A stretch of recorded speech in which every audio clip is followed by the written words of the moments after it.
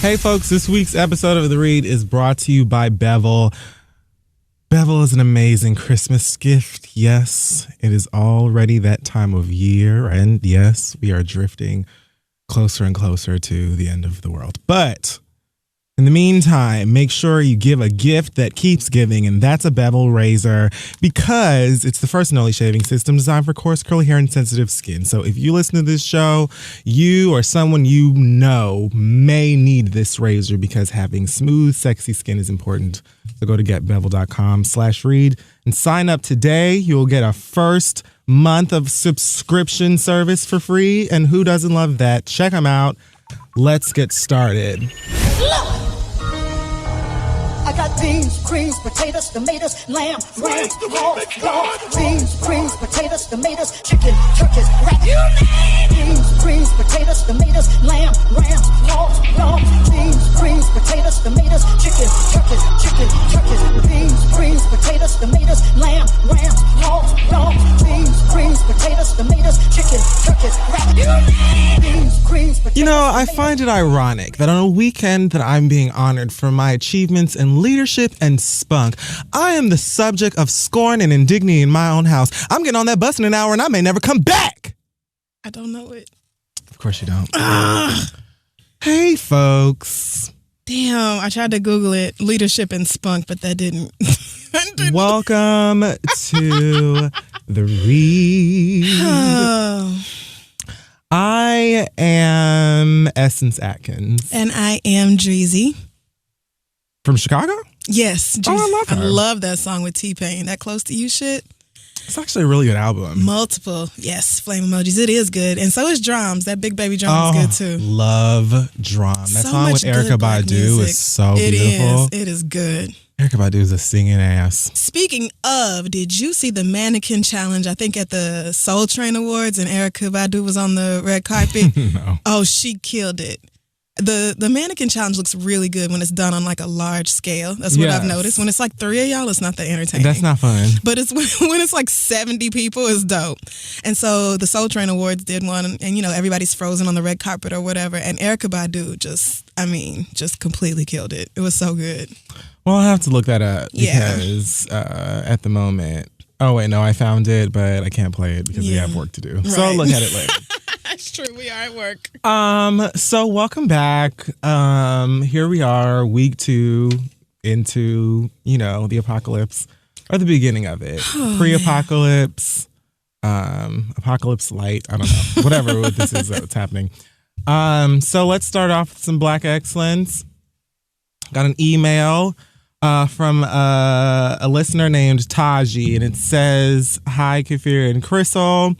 I'm writing to nominate my friend and Shiro, Adrienne Dawes, for Black Excellence. Adrienne is the one-woman powerhouse behind Heckle Her, a burgeoning theater company in Austin, Texas. Last week, Heckle Her won 5 of the 9 awards it was nominated for at the annual Be Iden Payne Awards, which celebrates outstanding theater work in Austin. Adrienne even won Outstanding Director of a Comedy for our sketch comedy show Doper Than Dope, which pays homage to the iconic In Living Color. Sketch comedy shows are typically not even nominated for awards. Adrienne's productions intentionally and traditionally put performers of color center stage. She's a woman of color, creating opportunities for writers and performers, the opportunity to showcase their humanity and humor in a community where they otherwise wouldn't exist. Adrienne and Heckle Her deserve all the recognition in the world, and it would send her over the moon if she were to be featured on Black Excellence. Thanks in advance for your time and consideration, Taji." Congratulations. So congratulations to Adrienne for winning all of these awards. I looked up the company and the Doper Than Dope show, and they all look really adorable and cute and fun. Everyone looks talented and enthusiastic. So that's awesome. Shout out to Austin, Texas, and shout out to you doing dope work and to having a great friend who would nominate you for things like this. Yeah, great work. Love to hear about shit like that. Also, big shout out to Issa Rae and everyone at Insecure for scoring a season 2 of the show over at HBO, as if we didn't see that coming, because it's so good. It is so good. And it's killing me not to spoil it for people. It's Yeah, you're going to shut your mouth. I am. I can't say shit else, but I can't wait for y'all to see the rest of these episodes so that everybody can talk about how great it is. So yes, shout out to Issa and the whole crew over there. And some people asked me to talk about Watch Dogs 2, which is the new Black game that I just played. I'll talk about it at the end. So transitioning into Shade and Full. Shade and Full needs like a little jingle sound bite. Yeah. Like a little whoosh, something fun. Do, do, do, do. It's Shade and Full. Shady. We should, when Kia's here for Thanksgiving, we should have her record Absolutely. like she did for Pass the Read, which we never do anymore. We got to start doing that again. I don't know why I be forgetting. Do y'all even still email that? Right. Oh, what like a Pass the Read show? Oh, we should. We just half of the inbox is probably Trump reads now. We'd have to go back in like 3 months. Maybe Everybody's more. mad at their relatives and shit. Yeah, we out here, man. Well, okay. Carrie Hilson. You know, what I've been trying to do with this show so far, I've said it a few times if it's not obvious, is I'm trying to go from like least interesting or relevant right to whatever else. I don't know. I don't know what the fuck I'm doing. I'm just here. And I don't know what's about to come after these words either. Nothing important. She broke up with her man again. Oh, God. So she and Serge Ibaka are no longer together. She did an interview with Rolling Out and talked about it, but I'm not going to read it because I don't care. It doesn't matter. And, you know, it just says much about, you know, being a woman who wants a nigga who's a good nigga. Oh, so he doesn't treat her She right. says it in like, you know, poetic little ways and mentions God and, you know, respect for women and talked about how she never intended on dating an athlete, but she just thought he was different. I bet you did, because he was kind of young and super fine. And splitting you in half. And that dick is massive. I saw a picture of him in some basketball shorts where that thing was drooping down to damn near his knee. Oh my God. And the nigga is like trilingual. I was just about to say, he can fuck you and speak dirty to you whispering in little English, nasty Spanish, French French, shit. whatever the fuck else. I don't like. Papua New Guinea. I mean, nobody blames you. Nobody is angry. You know what I mean? Nobody is Right. judging you for fucking, especially after the decade your ass been through. So Yeah.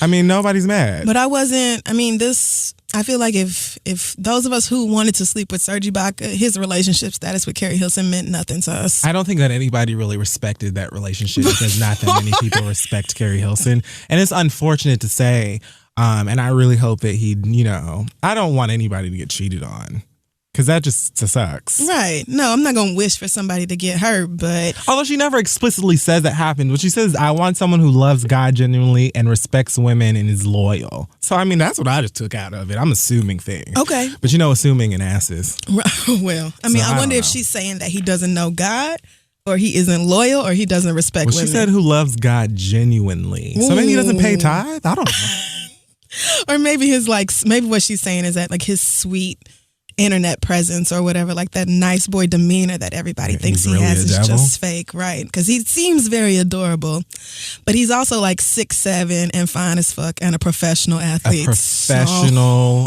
athlete. And in Oklahoma City, where he can have any girl he wants, white, black, Mexican, native, it really don't matter. Alien. All of them. Mermaid. Nymph. Every last one of them. So if he did cheat on her, I can't say I'm surprised. Well, then, you know what you should do, girl? Write you an Where's your album. lemonade? That's right. Well, stay far away from anything even reminiscent. Don't even mention fruit, bitch. Don't talk about citrus, nothing. Don't say nothing about fruit on the whole record, girl. Don't have orange juice in the recording process. Don't just leave it out.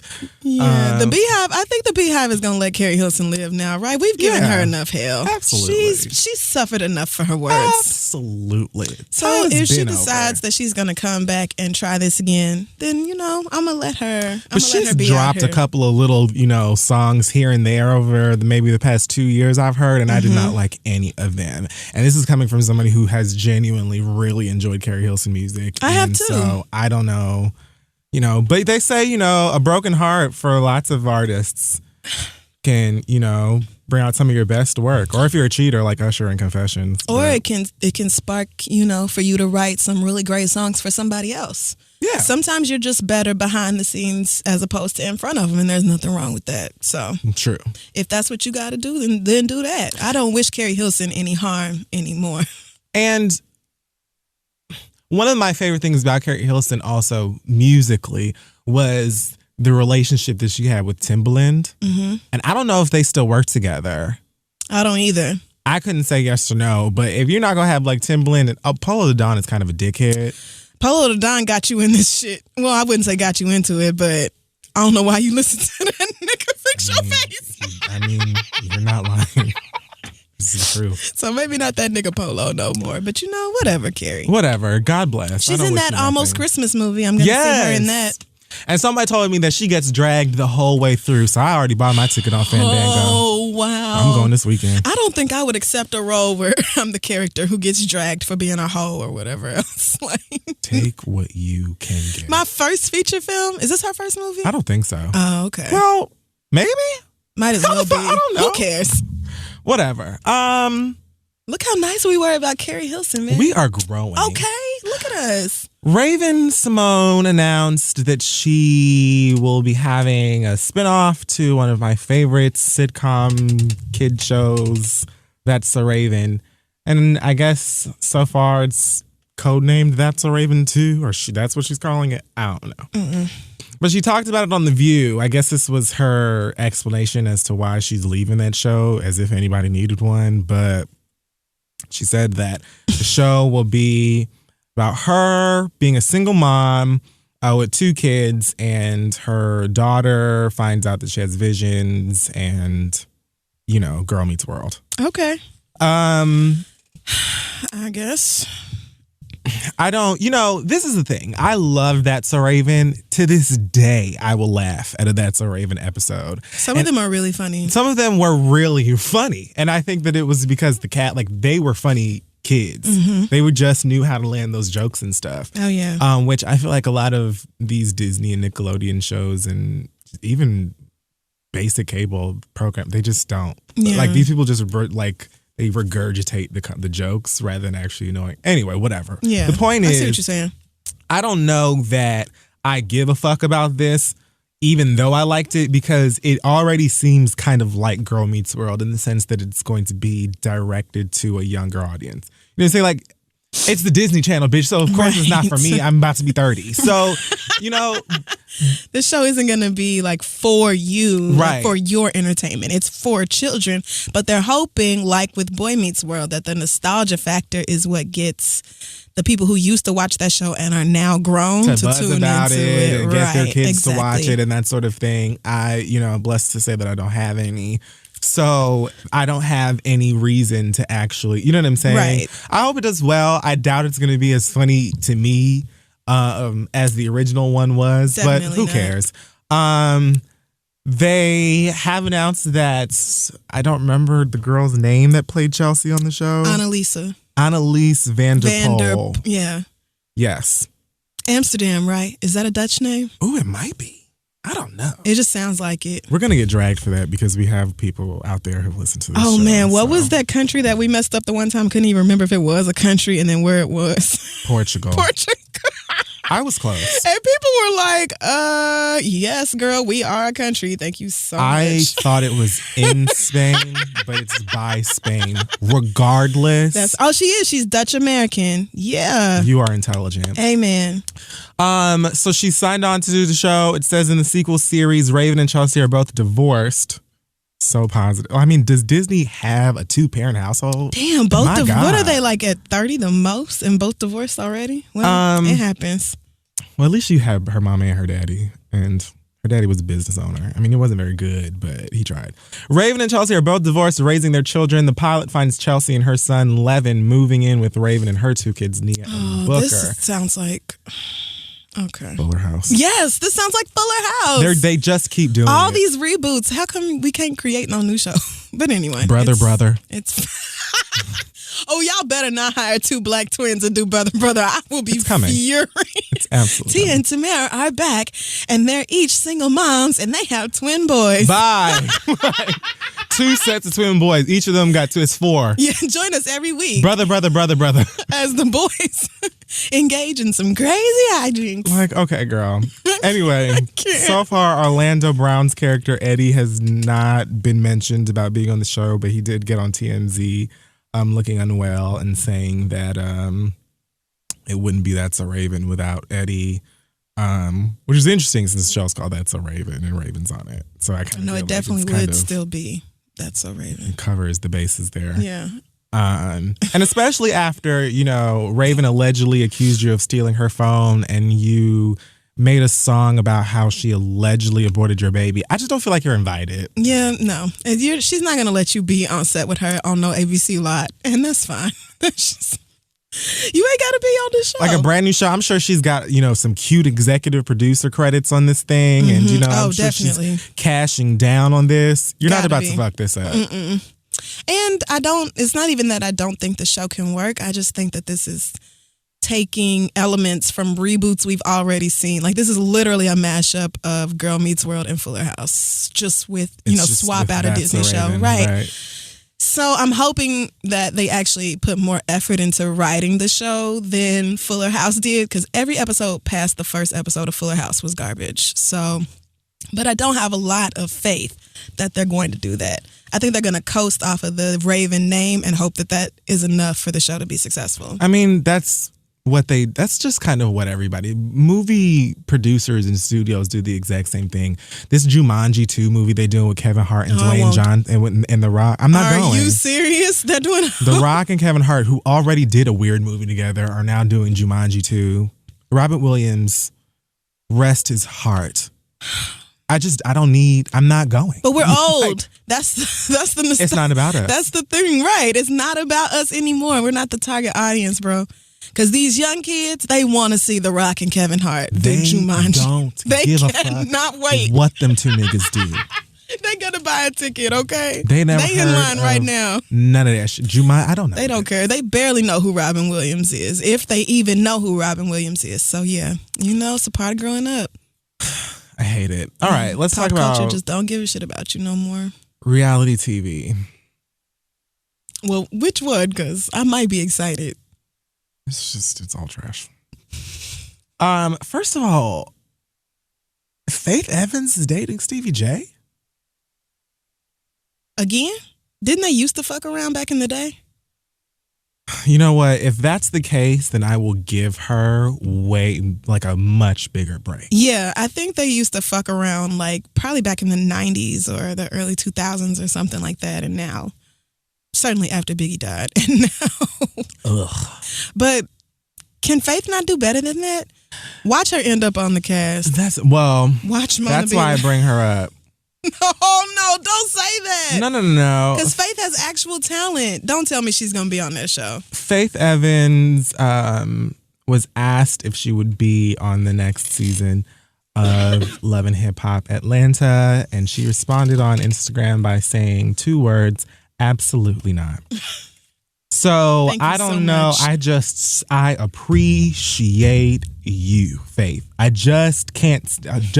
No more of the people I like, please. Right, the people that I actually enjoy. Please don't let them continue to go on these shows and do this to themselves. And have liked since elementary school. No, you can't take that away from me. You can't. I already got Trick Daddy talking about his own, community and doing Love and Hip Hop Miami since a child. And you don't deserve another L, friend. So I don't know if Faith Evans is dating this nigga or not, because that is just, if they used to date and then got back together, it's still girl, haven't you grown? But at the same time, if you have, it makes more sense to me than if you were just let me just date this weird ass nigga from this horrible ass franchise. Right. If you were interested in him for the first time now, right. It would be bitch, what's wrong with history, you? That's different. Yeah, if you already fucked him when you knew he was garbage and he wasn't famous, and now he's a lot more famous and he's still garbage, why not go back to him? Just don't work. I was going to say don't work with him musically. I just don't. I've never really paid much attention to what Stevie J does musically. Is he still popping as a producer? I don't think so. I can't think of anything substantial, anything popular that he's done since this show started. I know that he's worked with really big artists in his lifetime, in his career. Mm-hmm. Yeah, definitely. But Faith Evans is still a performing ass beast. So right. And has always been able to sing. Will stomp her ass across the stage. So I really hope, for your sake that I'm so glad she's not. I'm so glad she said I'm better than that. But she did do R&B Divas. Maybe that's why she said, you know what? That's where I draw the line. That is probably it. But I think Faith Evans had producer credit on that show too. She was I know she's been on Love and Hip Hop Atlanta before. Like she did an episode of it. What? Yeah, briefly.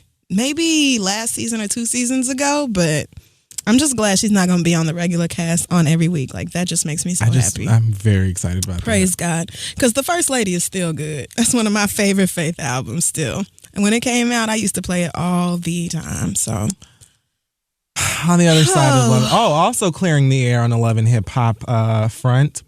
Rapper Cameron was shown in this extended trailer for the new season of Love and Hip Hop New York, which premieres next Monday because Mona will never take her fucking heels off of our necks. The world is hers. the return of Cardi B, nigga. I mean, she's back and she's bringing a friend apparently named Hennessy. Oh, that's her sister. Yeah, you did not know that.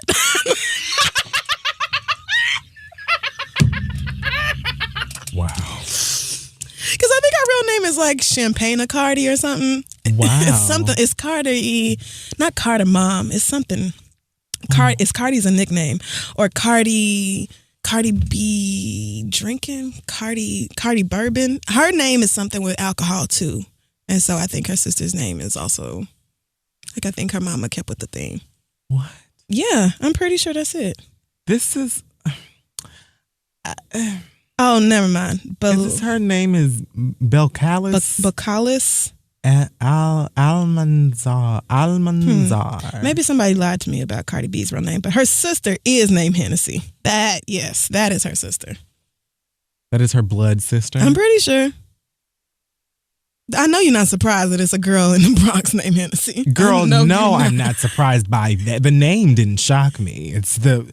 What? Because she was on last season too. Remember, she did a couple of, not regularly, but she did a couple of scenes. I have not like faithfully watched Love and Hip Hop in a very long time. I always just kind of dip in, dip out. Usually when it comes back on at 10, right? I'll just kind of like flip back and forth between that channel and another. So I have probably missed a lot. I had never seen this girl before.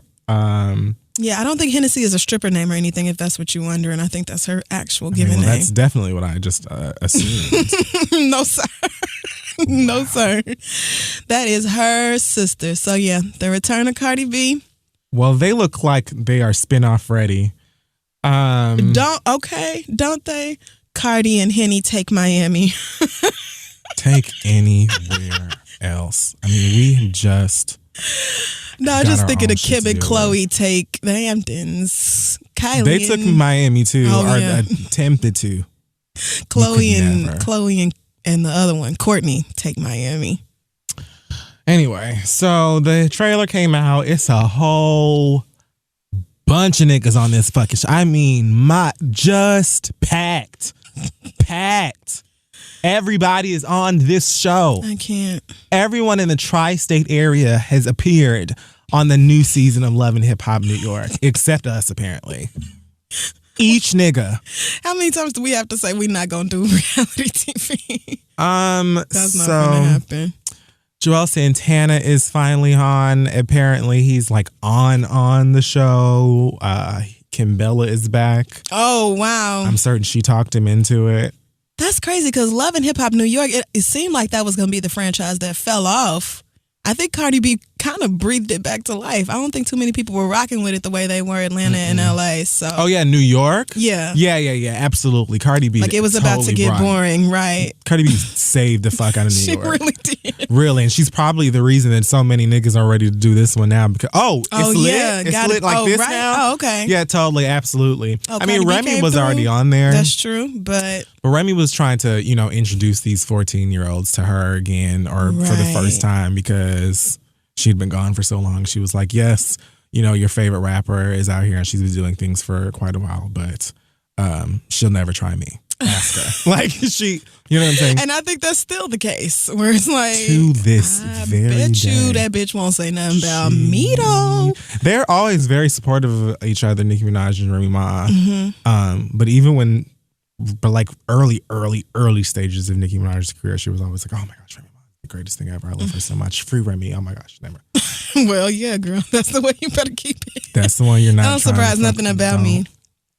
But for Cardi B to save the whole franchise like that and wasn't even on every episode, like wasn't even a regular cast member, like I got to give it to that bitch because she is entertaining. If nothing else, she cracks me up. Well, is that it? Santana and Kimbella and who else is coming?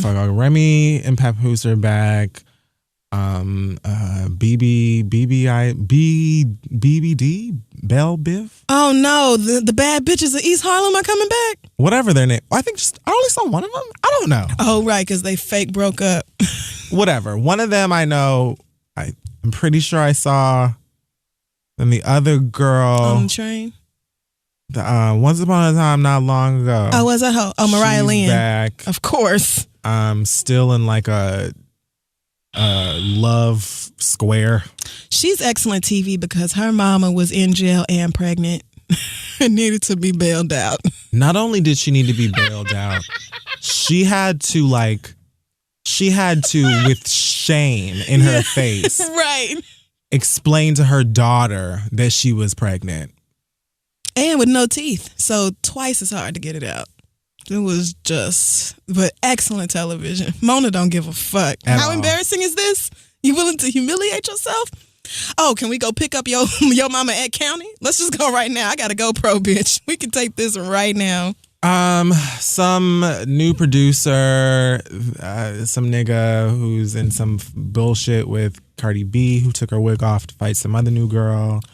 I don't know. It's a whole bunch of shit going on. And she took her wig off. I mean, it's better than the other bitch taking it off. I mean, I'll just get started too. If you know it's not like strapped down securely, then just take it off yourself. You know what I'm saying? Because it's better for you to take it off. Oh, wow. You know what I'm saying? Than for somebody to snatch it off. Because even bitches who ain't got no hands will snatch your wig off and then act like they whipped your ass. But that's not what you did. First things first, they gonna go for that wig. But the fact that you knew you was about to beat this bitch ass so thoroughly, you said, let me just go on and remove this. Let me just take this off. It's like taking your earrings off. Absolutely. All the jewelry. Let me go and get this. Nothing was sewn in. It was just sitting there. So if I could put it on, then I could take it off. I'm just gonna take it off. It's just gonna come right on off. Threw it to the floor, and then she shouted, "Welcome to New York, bitch." Oh, did she really? That's okay, that is corny. Probably editing though. I don't think she said it during the fight. But either way, Cameron was in a part of the preview with his girlfriend Juju, who's super cute, and they've been dating for like a very, very long time. And so it seems that Cameron was a part of the cast too, because he was in a scene with her, and he was in another scene with Joelle and I think somebody else. And he got on Instagram today and basically said that, first of all, on one hand, as a Dipset fan, I was kind of like hurt and confused because I don't know how many people remember that Love and Hip Hop started as a Jim Jones show. Oh, yes. But it did. Mm-hmm. Jim Jones and Chrissy. The only reason it became Love and Hip Hop is because he was too difficult. He didn't want to do nothing the producers told him to. So they made it about his girlfriend. I do remember that. So then to see, first of all, they're not on good terms. Cameron and Joelle's are cool, but they're not on good terms with Jim Jones, I believe. Oh, okay. Unless I don't think things have gotten better. But they have always been like, this one hates this one right now, and then they cool again. It's like ever since high school, whatever. But I was kind of looking forward to Cameron being on the show because I know him to be funny. He started the video by saying, good evening. I will not be on Love. No, did he? Like straight out. He said, I did a scene with Joelle's because he's on the show, and I did a scene with my girlfriend because she's on the show. I'm not on the show. And I don't know why. I don't need to be in no commercials or nothing. Nigga, you know why you in the commercials. Right, nigga, because you're Cameron. Because you're famous, nigga. Obviously, they're going to put the biggest names they can in the promo reel. But he's right, because it did make me think that the nigga was on the cast. Right. So he basically said, he can't really blame them too much because, it's their first time doing business with them. And I guess nobody told them how he gets down. So his attorney will be reaching out. To do what? I don't know. I don't think you have much legal recourse there, brother. If you signed off on the release saying that they can use your image or your likeness in any promotional materials or the show itself, which you likely did, then they're allowed to do that. It's just a grimy way of promoting the show. Or really, at this point, I think it's almost like typical. Like I think Yeah. most producers and show organizers would do shit like that. But the fact that he said it like he was addressing the nation in a time of like bereavement or loss, like, good evening, everyone. I just want y'all to know It was that funny. Like, Love it and was Hip meant to Hop be won't be me. hilarious. It won't And be me. I will not be alone. Like, I die. You've been misled by one Mona Scott Young. I mean, but nothing behind the scenes at Love and Hip Hop screams moral to me. Like, or like No, not at all. caring or kind. Maybe he thought I literally was on set for a grand total of an hour and a half, and y'all gonna take, you know, the 20 minutes of footage you must have of me and put that in the fucking promo for the season? Really? Remember when the gays were on Love and Hip Hop Hollywood and they tried to have that extra special ass fake Mark Lamont Hill ass Oh, special yes. afterwards? Oh, wow. With I all forgot the that they gays. took them gays right off. Snatch them right, get out. Damn. What happened to young dumbass and the tall fake bi bottom nigga he was fucking with? What happened to them? I don't know.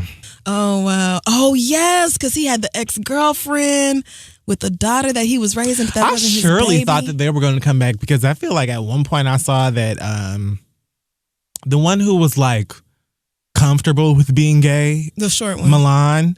Yeah, he was Milan. He was dating a girl. What? He was dating Sunday Carter. Maybe Sunday Carter. Milan Sunday Carter. Because you know it's not Sunday. Of course it's not Sunday. Of course it's... Wait, no. Miles is the tall one. Oh, wait. Miles was dating her? Yeah, Miles is the one that is, I guess, bi. I didn't think he was really Sunday bi, Carter but maybe is he not is. dating Miles. Oh, who cares? This is what you get for being in people business. I don't know. I'm confused now. Whatever. Oh, so Sunday was fucking with the Milan? No, Sunday was fucking with the tall one, and now Milan is mad. Sunday was certainly very, friendly with the tall one and decided to, be his beard out of kindness. Maybe he, bought her a couple of Oprah chai lattes at Starbucks in return for her services or something like that. But I think that was definitely like an agreement that they had in, light of Okay. of whatever steaming bullshit came from them being gay on the show together. But I feel like I remember the other one being like, oh, I'm straight too for 2 weeks. But I don't know. I don't either, and I'm mad that I just sat here and looked at this argument between somebody named Sunday Carter. With no A. Like they didn't even decide to just go. Who is this girl? She was on Basketball Wives LA. She got punched in the face by Drea. And that's pretty much all I know about her. They sat here and got into a whole Instagram war over this boy Miles. Like, I mean, that's the best kind of calling war. each other stunt queens Yes, and man. sex tape. See, that's what I said. prostitutes. That's a stunt queen. Pulling stunts. Oh, Let's move wow. on. Okay. So other reality show, Negroes. Okay. Reality show, my new language. Real Housewives of Atlanta is back. And Ooh, yes, it is. on the last episode of the show, Mama Joyce had very interesting things to say about Phaedra Parks when she said she believes that Phaedra should be sharing a cell with Apollo, and basically implied that there's no way that Phaedra had no idea that Apollo himself is a stunt queen. Okay. And, I just agree. But Phaedra had the following to say on the Bravo blogs. Oh, yeah. Bravo? I think they have to contractually post like one or two I blog think posts so. every season Yeah. on the Bravo website. Because I always hear like at least one or two ladies from every season. It's like, I just posted this new blog. Or they'll argue over the blog on the reunion. And I'd be like, y'all are blogging? Yeah. We're blogging because the VH1 kicked in an extra, or Bravo kicked in an extra check for that shit. That ain't nothing they do for free. But I don't think that they're expected to like actually write anything anymore. It seems like now they're just being interviewed and Bravo posts it. So it says, were you surprised by Joyce's accusations? They asked Phaedra. She says, I am never surprised when attention-seeking people say and do things to get attention because it's what they do and it is expected. It is unfortunate that she's still searching for significance this late in her life rather than focusing on the afterlife. Bless her heart. Ooh, the afterlife. Damn, is Miss Joyce that old?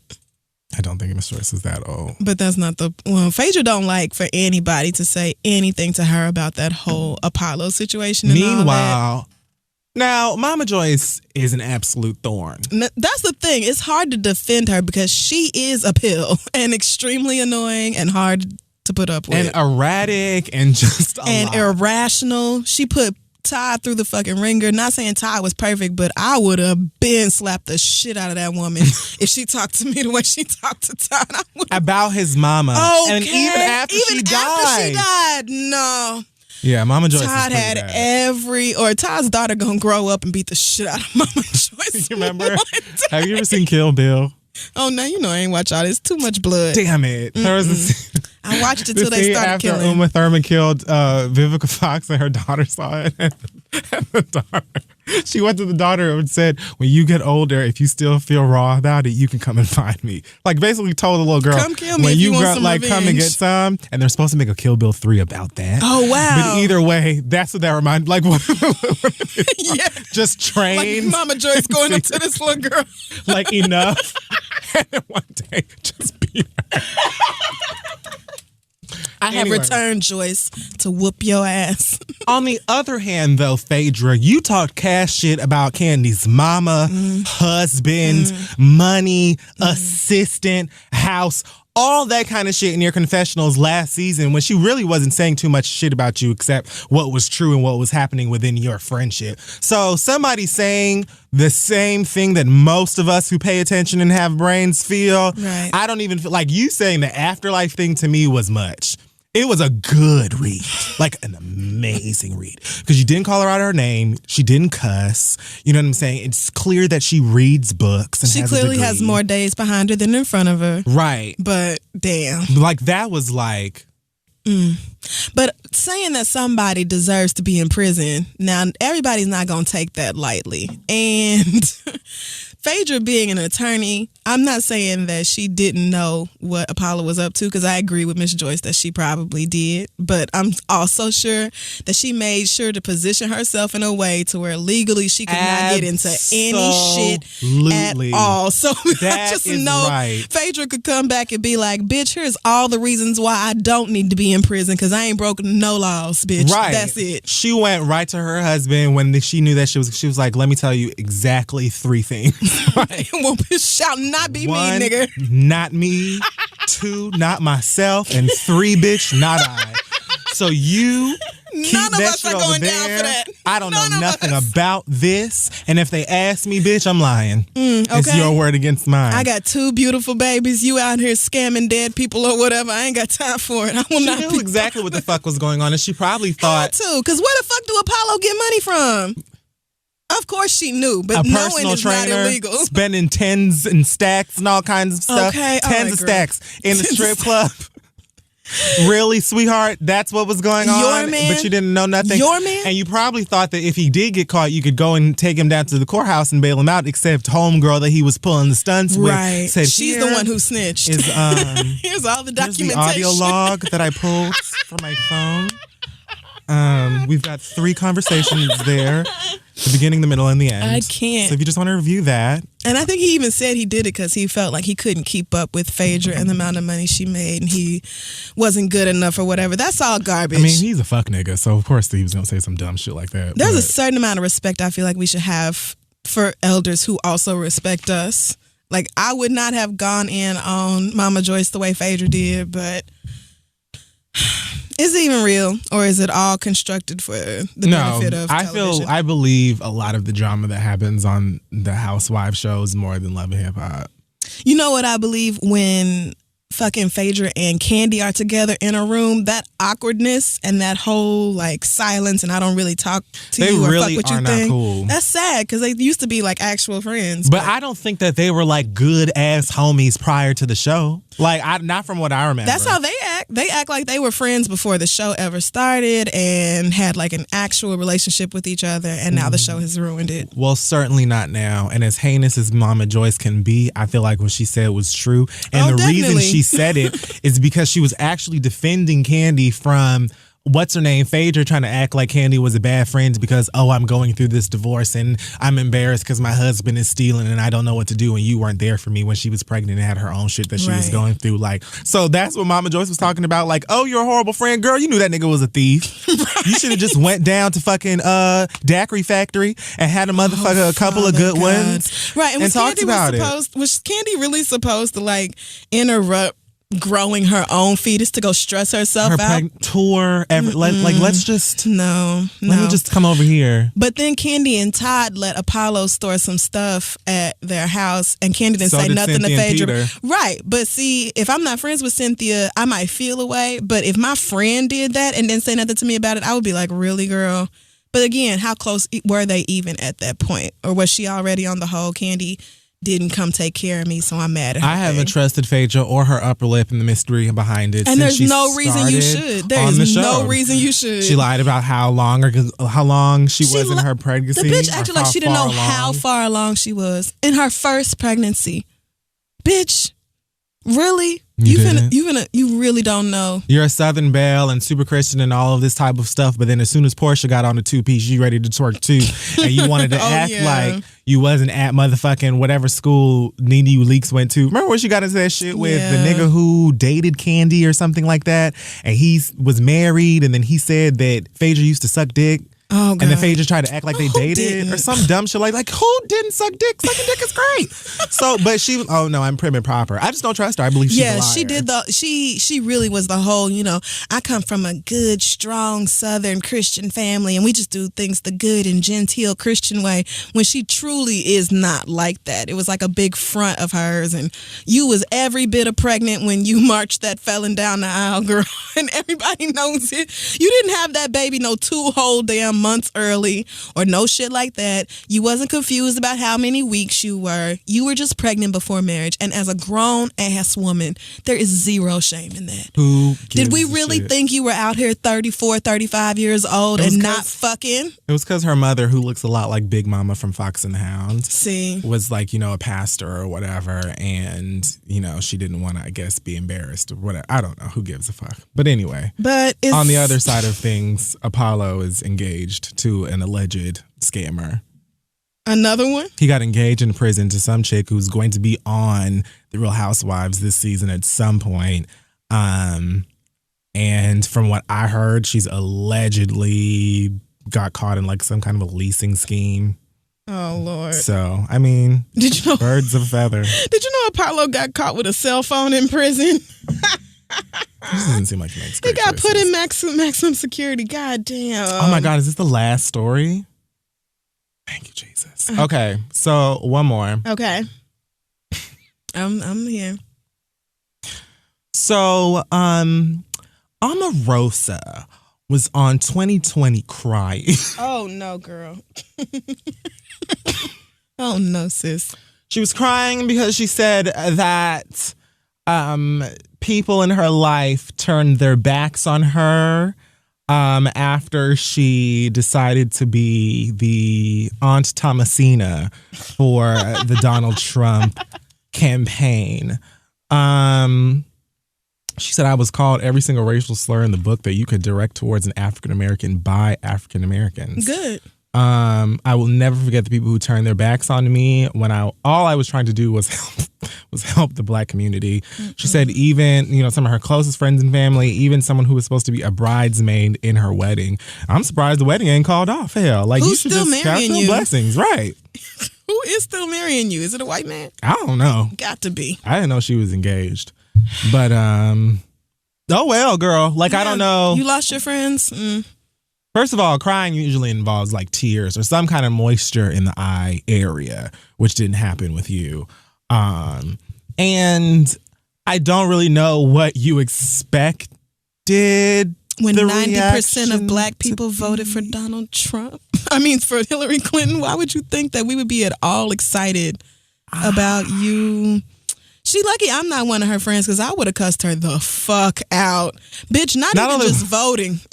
See, we right here. Not even just voting, but bitch, you gonna go work for that nigga? You like the director of nigga outreach for Donald Trump? Absolutely. That was her legit job. Donald Trump was like, look, I need someone to talk to, those blacks.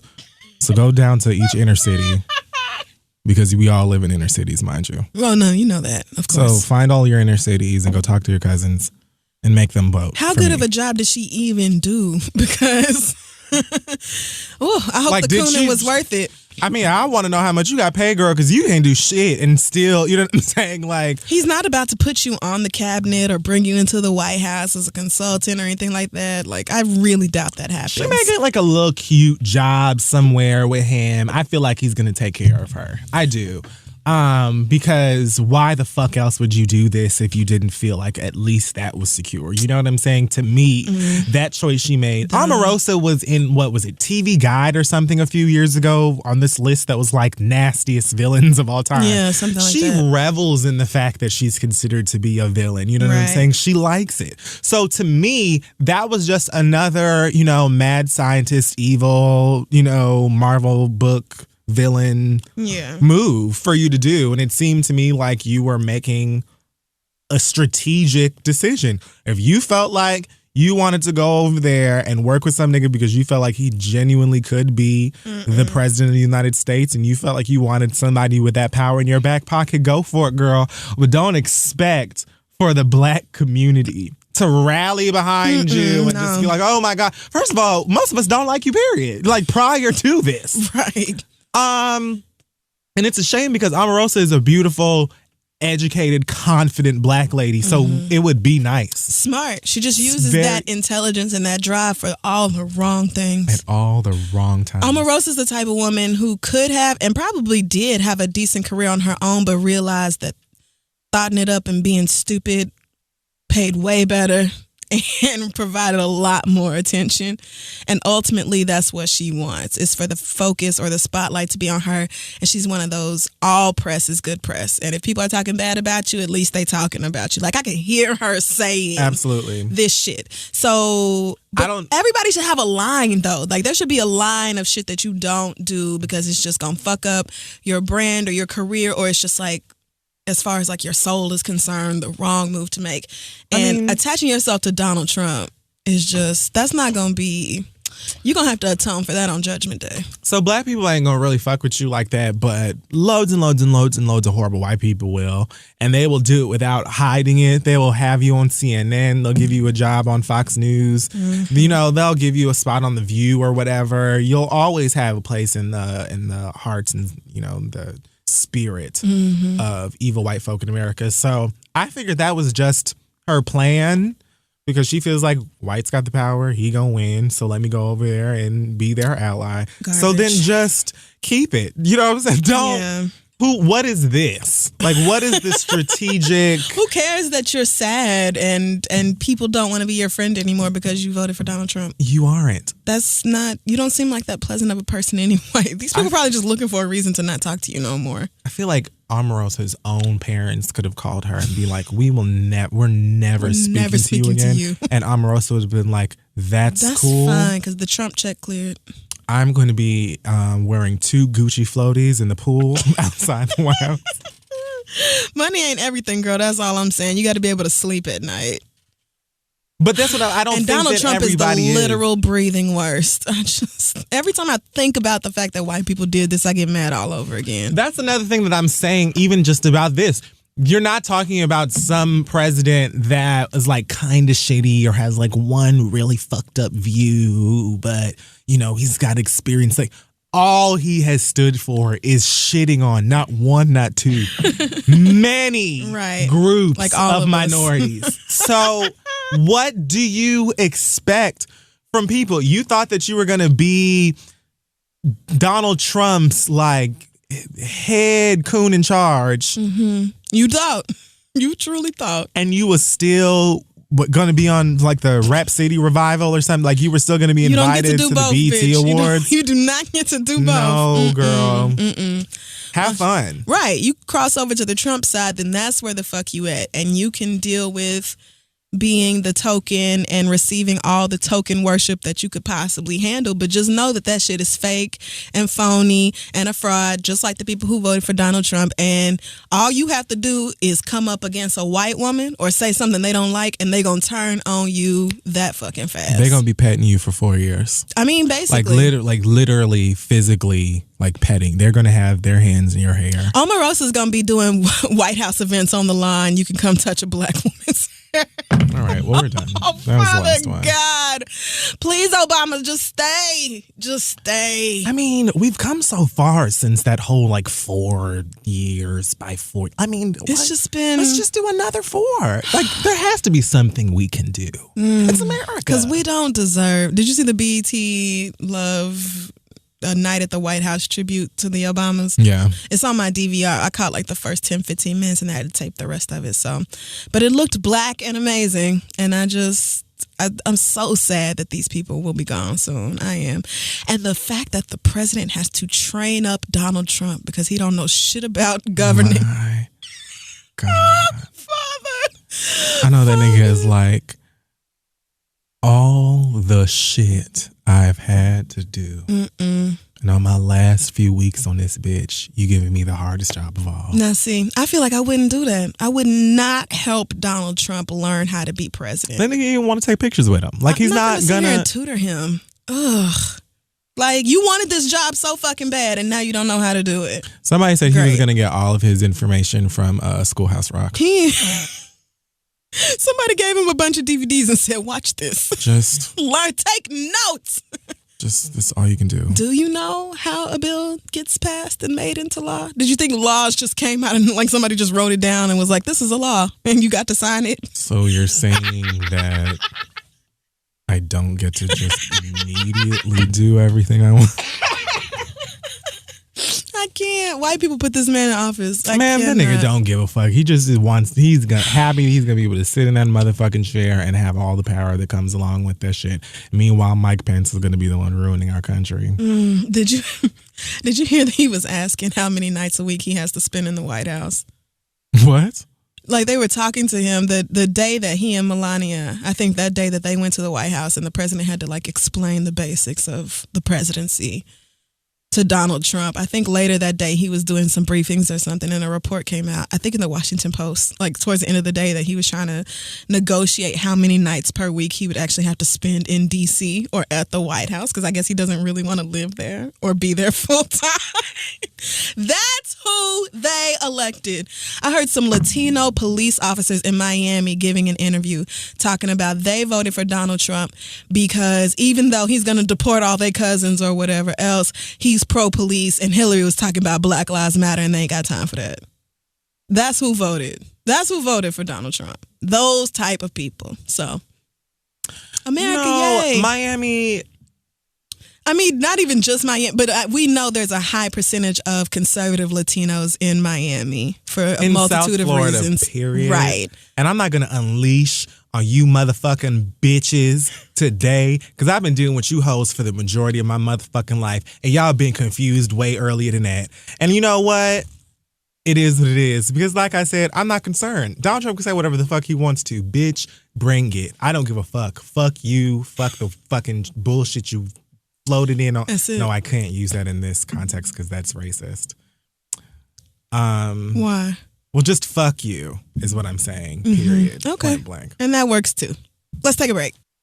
Hey guys, this week's episode is also brought to you by ZipRecruiter. If you're hiring, then you need to know where to post your job to find the best candidates. Posting your job in one place isn't really enough to find the best people. If you want to find the perfect hire, you need to post your job to all the top job sites, and now you can with ZipRecruiter. They already have 9 million resumes you can search through in their database, and you can add multiple people to your account to make it very efficient in case you have a whole team of people that you using to find the best hire. You can find candidates in any city or industry nationwide. You just post once and watch the candidates roll into ZipRecruiter's interface. Right, Kid Fury? Yes, there's no juggling emails or calls to your office, which is handy. Quickly screen candidates, rate them, and hire the right person fast. And if you have any issues, ZipRecruiter's friendly and human support staff is ready to help. Because I just be hating talking to them robots. Girl, you don't know what I'm saying? Find out today why ZipRecruiter has been used by over 1 million businesses. It's because it works. And right now, our listeners can post jobs on ZipRecruiter for free by going to ZipRecruiter.com/theread. That's ZipRecruiter.com/the-READ. Check them out. Let's work on this economy and shit, girl. And let's get back to the show. All right, so it's time for the listener letters. It is. Send your questions to asktheread@gmail.com. We may just read them aloud on the show. And our first question, do you know what Twitch is? Yes. Okay. For Kid Fury, I have a nerd question. I have been relying on my favorite Twitch streamers to lift my spirits lately. Do you watch any? If so, do you have any favorites? I love Young Wave Lord and TK Breezy. Thanks for all you do. You both inspire me so much. Montana. So I peruse the Twitch ever so often. I think there's like a couple of people that I randomly subscribe to or whatever on there that stream, but I can't tell you any of their names right off of the bat. I just subscribed to one girl because I thought she was really pretty and she was very good at shooting things on screen. One guy had a really fun London accent. And the other guy was really funny. So I don't know who any of these people are. I just followed them because I was watching in high and was like, oh, this person's awesome. So I don't have anybody really on there that I stream or like I watch faithfully. I have had some people from Twitch say that they would help me do some stuff on there to actually run my own broadcasts. I would just have to find the time and focus to actually sit down there and do it. But yeah, I guess that's the most that I can say about it. Twitch is a lot of fun. It's really cool. Okay. So I definitely thought that was a Twitter thing. Never mind. It's like a place that you go to stream video games as you're playing them. Oh. Yeah, so people can it's like you stream, but you're playing a game. Okay, well, that sounds fun. Yeah. Our next question comes from Grown Man, and I'm going to just let you know now it is a mess. Is it like nasty? It is not nasty, it's messy. But it is not like, oh my God, I want to gag or throw up. No, okay. It's just mess. Okay. So, Grown Man says, my best friend and I have known each other for over a decade. Our wives and children are friends. Our sons play on the same basketball team. We all spend every holiday, vacation, and at least a couple of weekends every month together. Plus, he and I are both pastors at the same conservative church. Well, amen. I am bi. Both he and my wife. Yes, all right. Both he and my wife have always been aware of this. He is straight. That is okay with me. But he shared that he slept with a few trans women in his past. That is all right as well. Early on, we talked about never crossing the physical line in our relationship, but still we're affectionate and did that weird straight guy flirting thing most men do. Keep it coming. Skip to a couple of months ago, and we had a threesome with another guy. I know you did. We planned this shit in advance, so it was no drunken accident. Mm-hmm. I asked several times if he wanted to back out and told him his friendship is more important than my nut. I said if he was going to get weird about it, we shouldn't do it. We're not even talking about that. I don't know. A couple more threesomes and a little one-on-one action later. And of course, he's gotten weird. And some one-on-one action. So, going to cut out the third and quit playing. He blamed Jesus after his wife noticed him rubbing my crotch at her birthday party. Jesus doesn't have nothing to do with And when I said, let's talk about what this means to our friendship, he got angry and said, I'm not on no gay shit. He's tried to reach out to me in small ways. You've been on it. But he will not talk to me about this issue. Under it. I would chalk this up to the game and be done with the friendship, but our lives are so intertwined that I can't just walk away. And I can't tell my wife because she would definitely confront him and or his wife. Your wife isn't real. Probably. He just pretends like nothing happened and that there is nothing wrong. We only have superficial conversations. How do I pass the gravy to this dude at Sunday dinner and not scream, you want some more of my dick with that? Out of pure pettiness. Passing the gravy is not something that you should use when talking about gay sex or someone that you have gay sex with. Come on, gravy. Just I'm saying, for future reference. Oh, how can I maintain my sanity? Love the show. Thanks, Grown Man. Sir. This is fantastic. Isn't I listen. I told you. Yourself today. I told you. I just love this.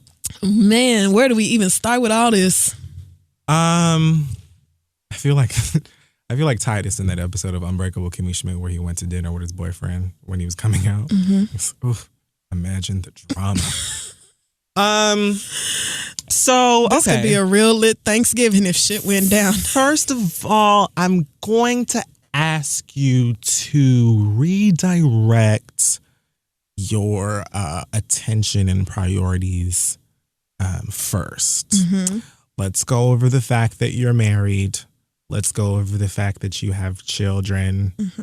I kind of think your concern should lie with them first. And figuring out how to deal with that in a healthy manner. Fucking trade is complicated. It is. It gets, into really choppy waters sometimes. And that's just something you've got to give and take. Now, I don't know what you expect from, the doll. The doll. He's acting weird about it now. Because mama was, as far as she was concerned, or knew or wanted y'all to know was straight. Right. Okay.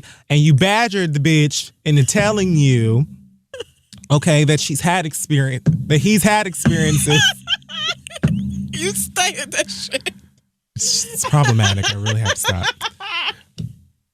You got him, like, you know what I'm saying? He told you, a couple of times in the past, I have, dated or slept with some trans women or whatever. And you felt like for whatever reason that was go time. I don't know what. But you've had sex with this person several times at this point.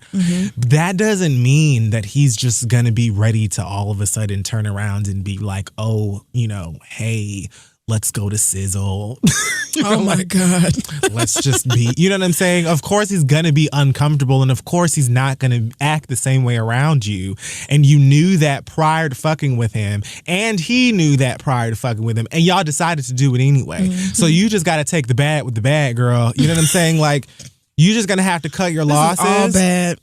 And leave it alone. If anything, go to him and be like, look, I understand this is complicated for you, and I just don't want for us to have a complicated relationship or whatever. Let's just act like this shit never happened if that's okay with you. But I don't want you to feel like we can't be friends anymore or whatever. Good luck with that, because once dicks have been dipped, it's just everything goes out the window. Dicks have been dipped. Everything goes out of the window, and it just becomes, like you said, messy. So, I mean, and he identifies as straight. I'm assuming that has not changed. So the fact that he's had multiple homosexual experiences lately has probably got him shook as far as like his own identity and what all this means, or maybe the guilt of cheating on his wife is getting to him like it should be getting to you.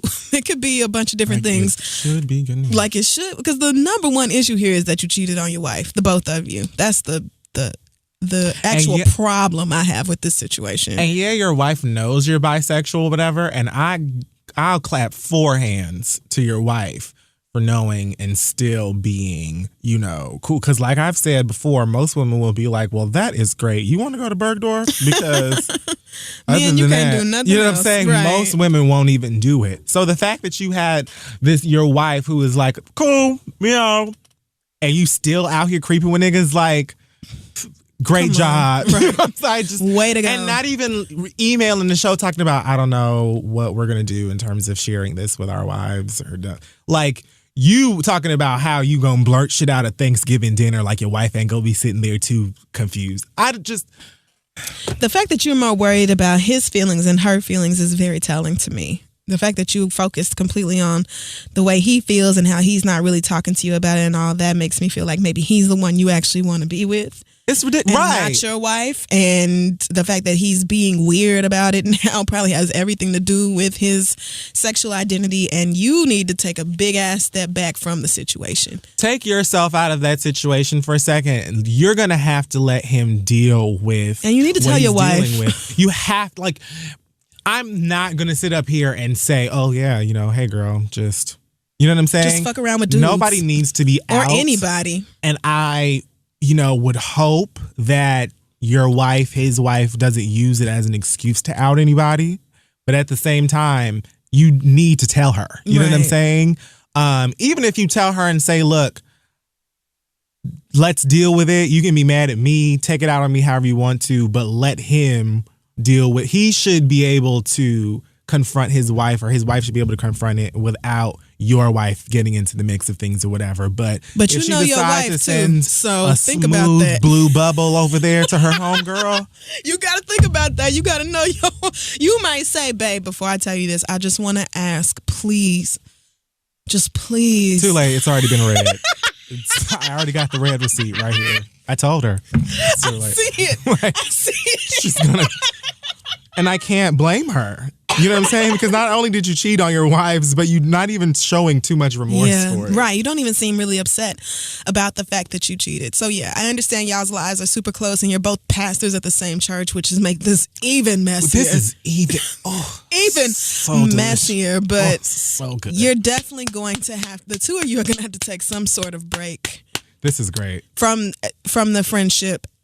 And maybe it needs to be like a conscious decision on both parts. Like, we need to go tell our wives about this, and the separation will happen naturally from that point. It sounds like homeboy on the other side is like he has no intention on ever. It's going to the grave. As far as that's how it sounds to me. Oh, as far as the other guys. Yeah, as far as the other guy sounds to me, I don't know how that would work. But again, well, he needs to tell his wife too. The fact that it's just going to be that much harder because his wife doesn't already know about the sexual attraction. Exactly. To men thing. At least you've got like At least your wife knows. She's not going to be like, what? Right. She's going to be like, what? You cheated, which would be my thing. I don't really care who you cheated on me with. The fact that you cheated is what is going to piss me off. So. Oh my God. Tell her, do not let her find out from somebody else. Don't let it be something where you are talking in your sleep or yelling on the phone with this nigga, or got caught up like Issa did on Insecure where that nigga sent a text like, so you really just don't get caught up like that. Tell your wife, plead with her not to out this man.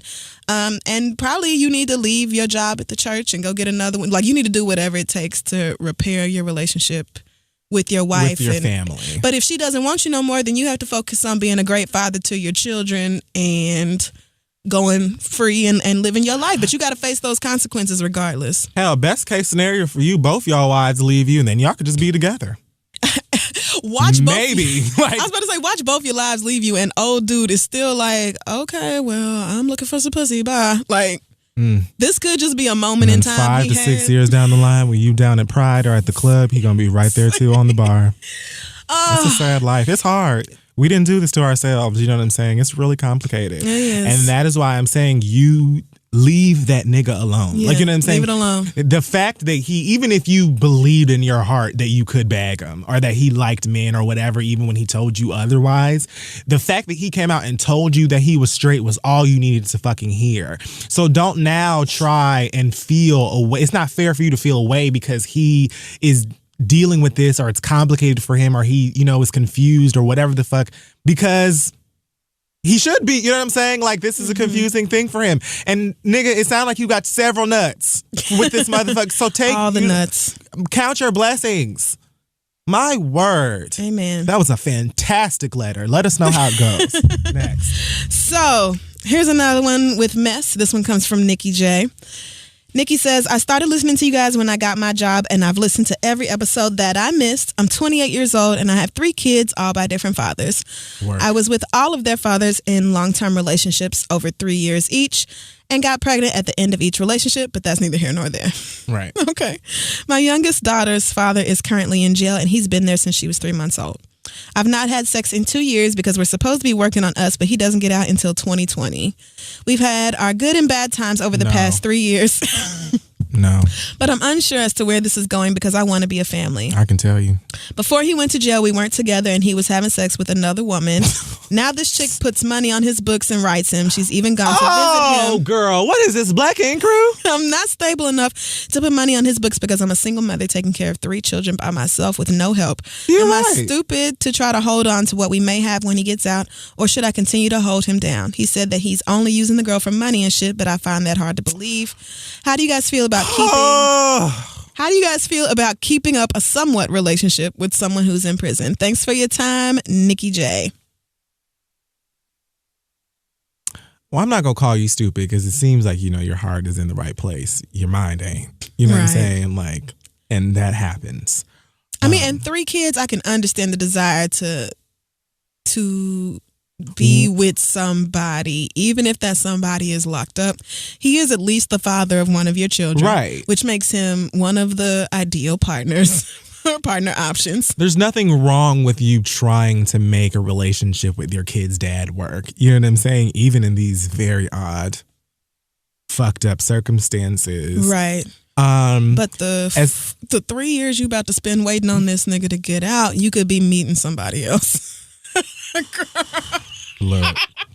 And I was about to say, that whole part about the 2020 thing, it is all down to how much you love that nigga, willpower, discipline, I don't know, whatever you want to call it. He must have really did some shit if he been locked up for the past 3 years and still has another 4. Still got another, like, damn, that sound like Grand Theft Auto or I bet armed he larceny. broke your back.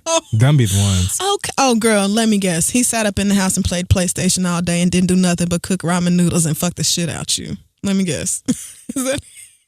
Probably. He mowed the lawn once a month after you begged him. Ramen. Oh, you know niggas love to jazz up some ramen. Absolutely. You can make that mistake. Niggas be like, I just need some hot sauce. Right. It's a little bit of paprika. Damn. The worst. Sweetheart, the whole prison bid mixed with this mystery woman showing up putting money on his books just because they friends. Okay, they're not friends.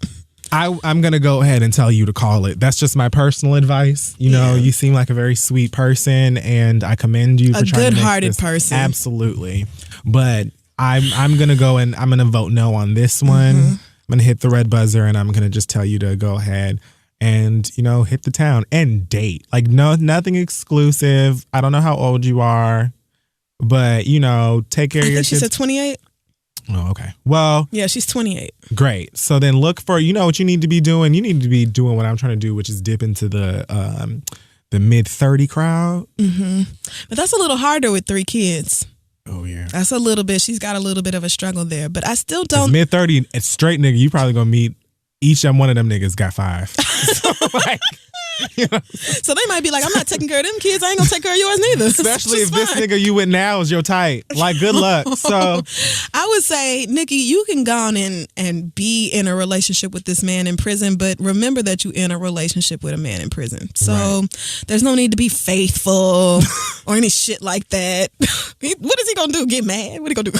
Go fight you? I always ask this. This is a question I always ask when I hear about women in this predicament. Would the nigga stay faithful to you if you were doing the bid? Because not every nigga is papoose. These niggas won't even stay faithful to you hoes, and y'all ain't locked up. So don't let y'all really get into some shit. You gonna visit your mima in the hospital for a weekend and that nigga can't keep his dick to himself. So you really think he going to jail for years? Okay. Them niggas will fuck hoes on their lunch hours and come back home to you like it was nothing. So, much less you locked up and got a random nigga coming and putting for 7 money years? on your books. Shit. My God. That Let him get out of prison and come find you if he want to be with you that That's bad. right. But over the next 3 years, you just try to ride out this Trump presidency and do the best for you and your kids as you can, girl. Don't be worried about that nigga. Let that hoe put money on his books. That's right. She got money to give away? Great. Good you for got her. kids and Christmas is coming up. That is So you correct. let her do that. Yes. And you ain't got to accept the charges when that nigga call, nothing. You just mind your business. You can't have and worry turkey without about you. stuffing. You know what I'm saying? Okay. Like, you have money to spend. You got shit to do. So don't even be worried about this nigga. If he gets out and hits you up and all that, then maybe you can entertain it then. But live your life, girl. Don't put your shit on hold. You ain't the one in jail. I know it's plenty more of you girls listening and giggling and you in the same damn predicament that you've been there. Don't let none of these flaw ass niggas try to fool you into thinking you need to be a ride or die bitch or you ain't a real woman if you don't stick by your nigga when he went to jail. Did you make the mistake? Okay. Did you fuck up? If you ain't got nothing to do with it, if you weren't hiding a couple of keys under the floorboard, girl, I say go party. Free before 12. That's it. Some of y'all giggling right now knowing you gonna get on that bus next Tuesday, That is Wednesday. right. And take your ass right on up to that prison. Signing that damn name on a dotted line. You and your kids go through them full body scans so they can say Happy Thanksgiving to Daddy and give him that little shitty Thanksgiving art Dropping they made at coins school. so that nigga get Doritos and Listerine. Don't laugh too loud. Woo! Okay, our last question comes from Anthony, who says, I'm a white gay male listener of yours. After this bullshit of an election, I find myself having a hard time facing my parents because they voted for Trump.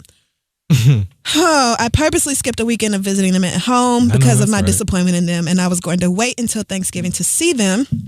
In your election episode, Crystal made a point about confronting white family members about their bullshit, but this year we're having 2 black guests at Thanksgiving. One of them is my fraternity brother who couldn't afford a ticket home for Thanksgiving, and my cousin's coworker is the other one. She's a good friend. Or I'm sorry, who is a good friend of hers. I want to come too.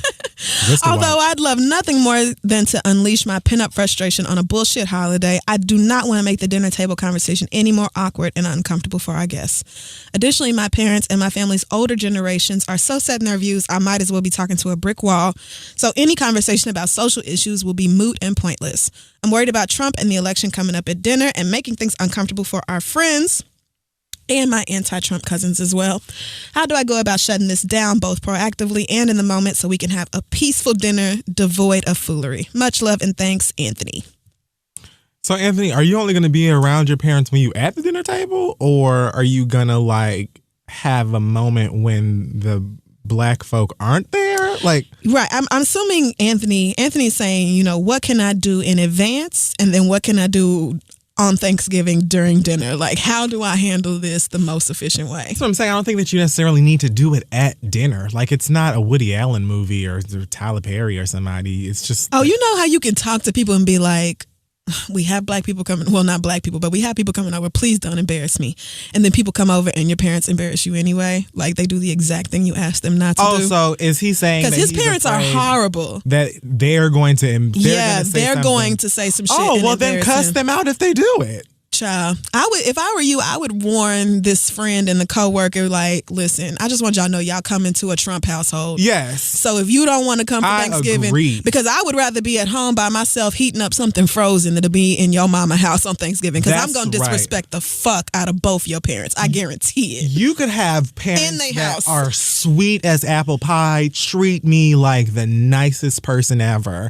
I still feel like I would want to steal off on your mouth. Yeah. If you didn't I just feel like that's a situation where you got to tell black people ahead of time and let them make the appropriate decision. Yeah. And you can't fault them for a yes or a no. And in fact, a no would probably make things way more easier for you. A no is safer for your people. Trust me. For everybody involved. Because if I beat some ass, the police are going to be called and then it could get real violent. Tables. In China, everything is going down. No, you didn't. Everything is getting smashed. So I think that you should just tell them prior. Yeah, let them make the decision, but they want to deal with that. If anything, maybe you can ask them for some advice on how you're going to drag their parents when you go and see them. Maybe they can help you put the words together. Woo, maybe. But yeah, give them the option to not show up. Don't just have black people at your house and then they get accosted with Trumpness. That's just not. That's not fair. That's not fair. Don't do that to us. Because now I got to call an Uber.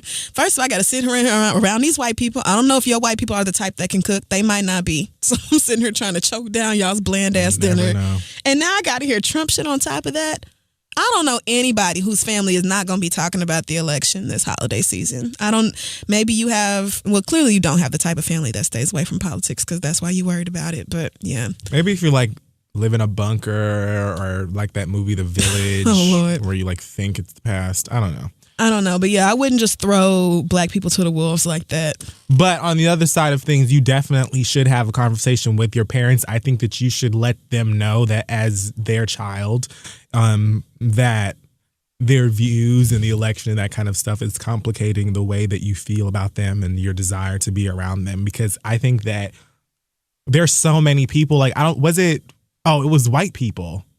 That documentary that MTV did where the boy had the boy had some kind of the anti-racism workshop. Yeah, whatever. And his own daddy sat through it and was like, I don't care. He was like, this is very, it was a nice presentation. Proud of him for having people come together Cute and do facts. these things. Did it change your views on anything? Not one. No, still all those niggas should be strung up. But I'm proud of my son. He's doing a good job. Fuck blacks. They don't care about facts. They care about feelings. And in their heart, they hate them niggas. But that shouldn't stop. You should still say something. I feel like a lot of people, need to have conversations with the people that they love and respect and that they care about, because sometimes it takes them having like a strong shaking in their foundation for the parents to be like, okay, let me think about this some more. Right. Because for so many races as white people, it's just default. That's what your their parents taught them to be that way. Their parents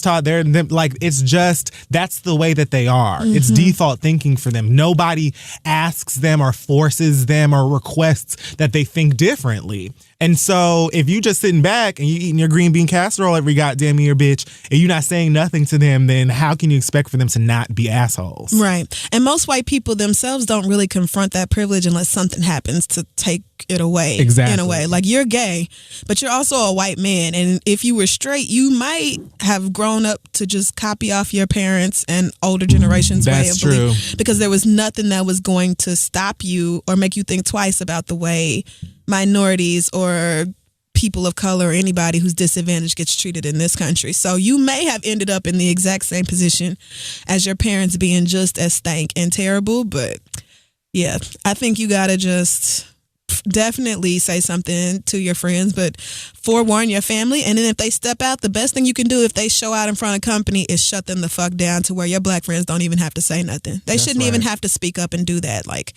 they're guests in your home. If they are disrespected by your family, you handle that and remove them from the situation. But good luck to all of you white people who are going home to deal with your families this holiday season. I pray your strength. I'm so sorry that I'll have a blast. You're just realizing how terrible your people are. I mean, join the club. The rest of us have been here for a long time. Many of us black folk, good luck to you niggas too. Because arguing with black moderates is some of the most frustrating shit of my life. Black people who be complaining about protests or complaining about Hillary Clinton and she wasn't going to be no better than Trump and she just is evil and emails. You're like, or black men who are just misogynists and so would vote for Donald Trump because he has a penis, which is just... What? Especially conservative ones who believe that women should not be in leadership roles, period, and should have no dominion over men. There are a lot of religious people who feel that way, and so they don't let women be preachers. So level-headed and cool. Oh, right. Make great choices. And women are just crazy out here, just fucking everything up. So it's the peens. Anyway, good luck to us all who didn't vote for Trump. You know, why That's not? fine. Who cares, bitch? Because fuck that nigga. All right, let's take another break. Send your questions to asktheread@gmail.com. Today's episode of The Read is brought to you by Bevel. As you mentioned earlier, the holidays are coming right around the corner. If any of you are, someone who may have coarse hair, curly hair, sensitive skin, things of that nature, maybe a little brown, a little mocha, then, call me after you get a bevel razor. And you can buy them for, the men in your life too, you lucky bastards. Bevel is dermatologist approved and proven to reduce and prevent razor bumps, discoloration, and irritation. Is the reason 9 out of 10 customers continue to come back to use Bevel. You can use it to shave your whole face off. You can line shit up like I do. They've got clippers, lights, camera, action. It's amazing. Yes, it's a complete Bevel end-to-end shaving system. It includes the pre-shave oil, the brush, the safety razors, blades, shaving cream, and a restoring balm, girl. Every single step in the shaving process is covered in the full kit and designed exclusively to make sure that your shave is both effective and harmless. And we haven't even talked about the Bevel trimmer. You got to get your barber up on the new game because it's always better with Bevel. Bevel is letting you enjoy the first month of your subscription for free. All you have to do is go to getbevel.com/read and sign up today to get that free month. That's GETBEVEL.com/read. Let them know the Read sent you. Get sexy for the holidays, and let's keep going. Today's episode of The Read is also being brought to you by Loot Crate. If you are a nerd like myself, which I'm so glad many of you are, welcome, then you need to sign up for Loot Crate. I was a part of Loot Crate long before, mentioning them on the show just because it's fun. And this month, Loot Crate's theme is magical.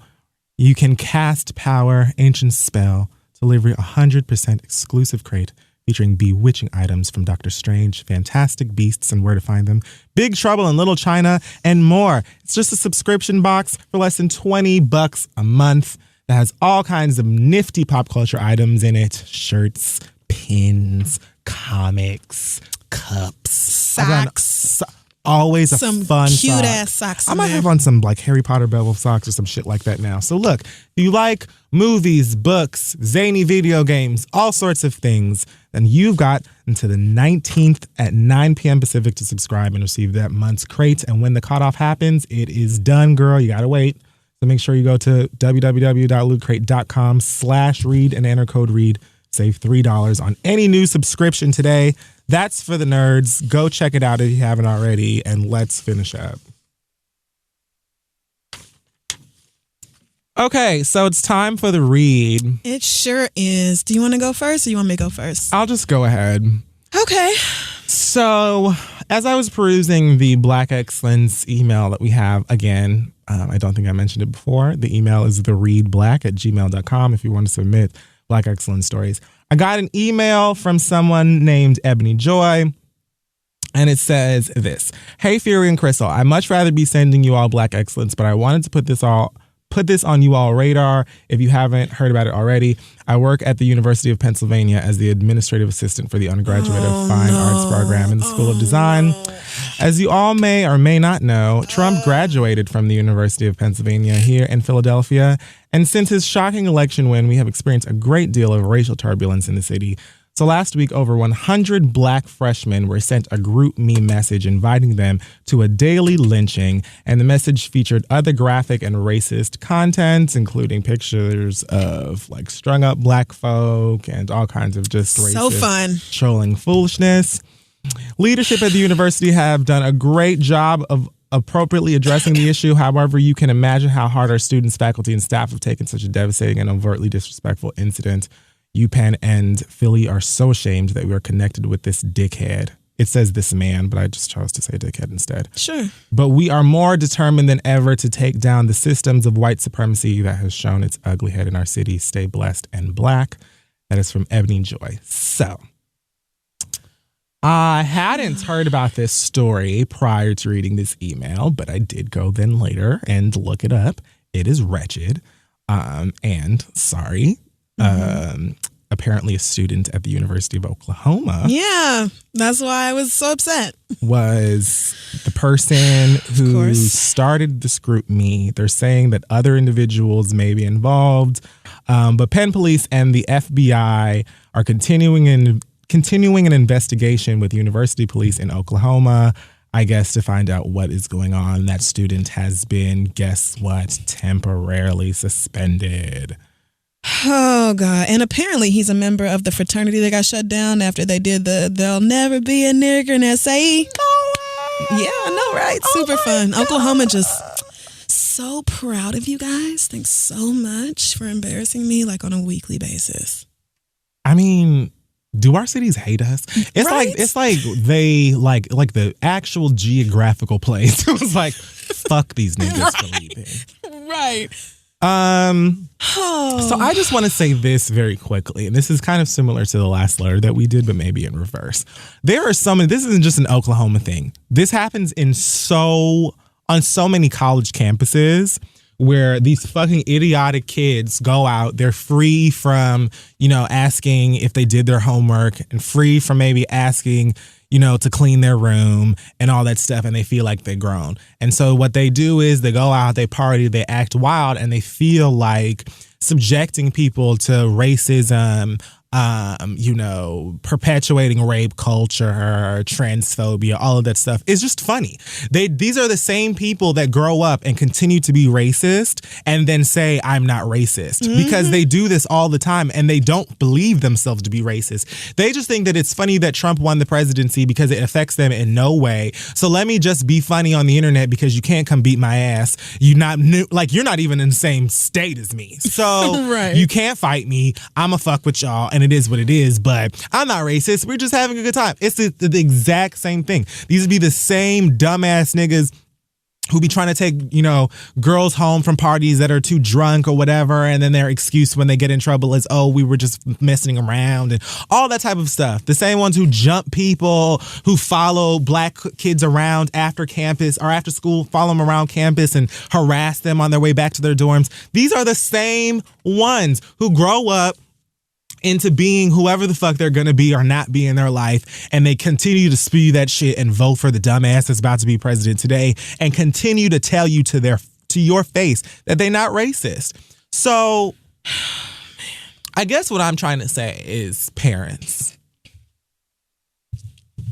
white parents, it is very important for you, if you aren't already racist and broken, to have these necessary conversations with your children, not even just when they're going off to college, because by that time it's probably way too late. But you need to be having conversations with your kids about what's going on in the world, not even just with racism. I don't understand why people really feel like it is safe or healthy for a child to shield them from the bullshit that takes place in the world. Man. Obviously, if they're 5, 6 years old, they don't need to know about kids being shot out in the street. You know what I'm saying? Right. But it comes a time where you need to be honest with your kids. You need to have conversations with them about what's right and instill that stuff in them very early on. Each and every one of y'all, not just the ones who listen to this motherfucking show, not just the ones who, took African American studies or, have like really dope black friends that they were in, med school with or whatever. Or the gay ones. Or the gay white people would be our friend just because they understood what it was like for white people to hate them. Oh my God. And still disrespect us. That's a different story for it. That's a read for a whole different day. You're right. But y'all need to be talking to these kids so that this type of shit doesn't happen, because so many of y'all be the ones, y'all are the parents of these motherfuckers who are going out here hanging people, shooting people, raping people, doing all this stuff, and then you're like, I didn't know Jimmy was so good. I mean, we always took him to, Bible camp and all this other fuck shit or whatever, but you didn't ever want to talk to him about why people are saying Black Lives Matter all the time on Twitter. You don't want to explain to them the history of racism and racial oppression and injustice in this country. And for what? You know what I'm saying? Like, what? Either way, it doesn't affect them you know what I'm saying? They're not the ones who are going to be like chased after by the police or harassed by cops and all that type of stuff. So what are you shielding them? Why are you keeping them ignorant? For what? You know what I'm saying? And so when I read this, to me, it just reminded me, I can't think of a university that has black students and white students that has, like, a student hasn't experienced some bullshit like this, because these white kids at that age, you like what, 18, 19, 20 or whatever, and then you can start drinking, and you drinking before you're supposed to, and all that type of stuff. They drink as soon as they get on campus. That's when you feel like you run the world and nobody can do anything from you. It's a really, really, really dangerous age if you ain't got no motherfucking home training. So what I'm telling you, white people, is get your motherfucking kids in check. There is no reason that any student should have to be subjected to this type of bullshit for no ass reason. We already black and got to deal with this nigga as our president. Like, what the fuck are you trolling us for? That's fun to these motherfuckers. They think it's entertaining. They think it's fun to fuck with people. They do this shit on GroupMe, which I don't even know how that shit works. I didn't even know that you could just send messages to strangers on shit, like, but I guess I'm not surprised. If you have like a email list, then yeah, I'm pretty sure you can hit up whoever you want to. It's done all over Twitter. It's done all over any social media website that you can possibly think of has these racist trolls. And I'm sure it is because nobody is telling them that this stuff is wrong. It is unnecessary. And it doesn't need to fucking happen. And it shouldn't be happening. And you're less like, there's no way that you deserve any type of respect or fair treatment or a smile or a good day if that's what the fuck you think is entertaining or fun or just some bullshit that you're going to do to another person, because y'all motherfuckers would not stand for a fraction of the bullshit that y'all put us through for fun or just as a game or just playing around or whatever. So I will remind you, we are all on the edge. You know what I'm saying? We're at wit's end with what's to come. don't get your kids' ass whooped. Just don't do it. Don't do that. Don't do it. Have these talks with them. Now, if you have these talks with them and you stress to them the importance behind the time, my daddy used to pull me into the room way before 10, pull me into his bedroom and make me watch, like, I don't know how he used to always get like the Jamaican news or whatever, JCB or whatever, but he would always make me watch these kids living in the fucking, in the middle, like in a shack, basically, back where he grew up. Right. When we flew to Jamaica every summer, he would always be like, yes, oh, Trius is beautiful. Oh, the water is so clear. Now we're going to the hood. You know what I'm saying? Yeah, this ain't no tourist destination for you. Not just Jamaica either. Like parts of it. Every time he saw people who were being like, besides gays, but we're in a better Working place. on it. We are in a better place.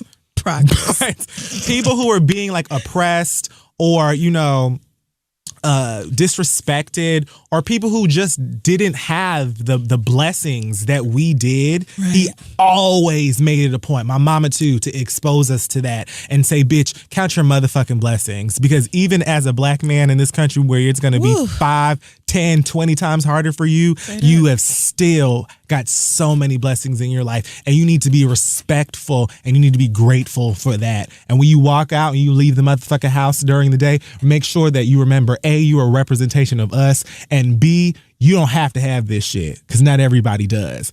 You motherfuckers are so comfortable in having shit all of the time. Fran is so sickening. I was gonna talk about it at the end of the episode, but my God, Fran killed that Express commercial. My God.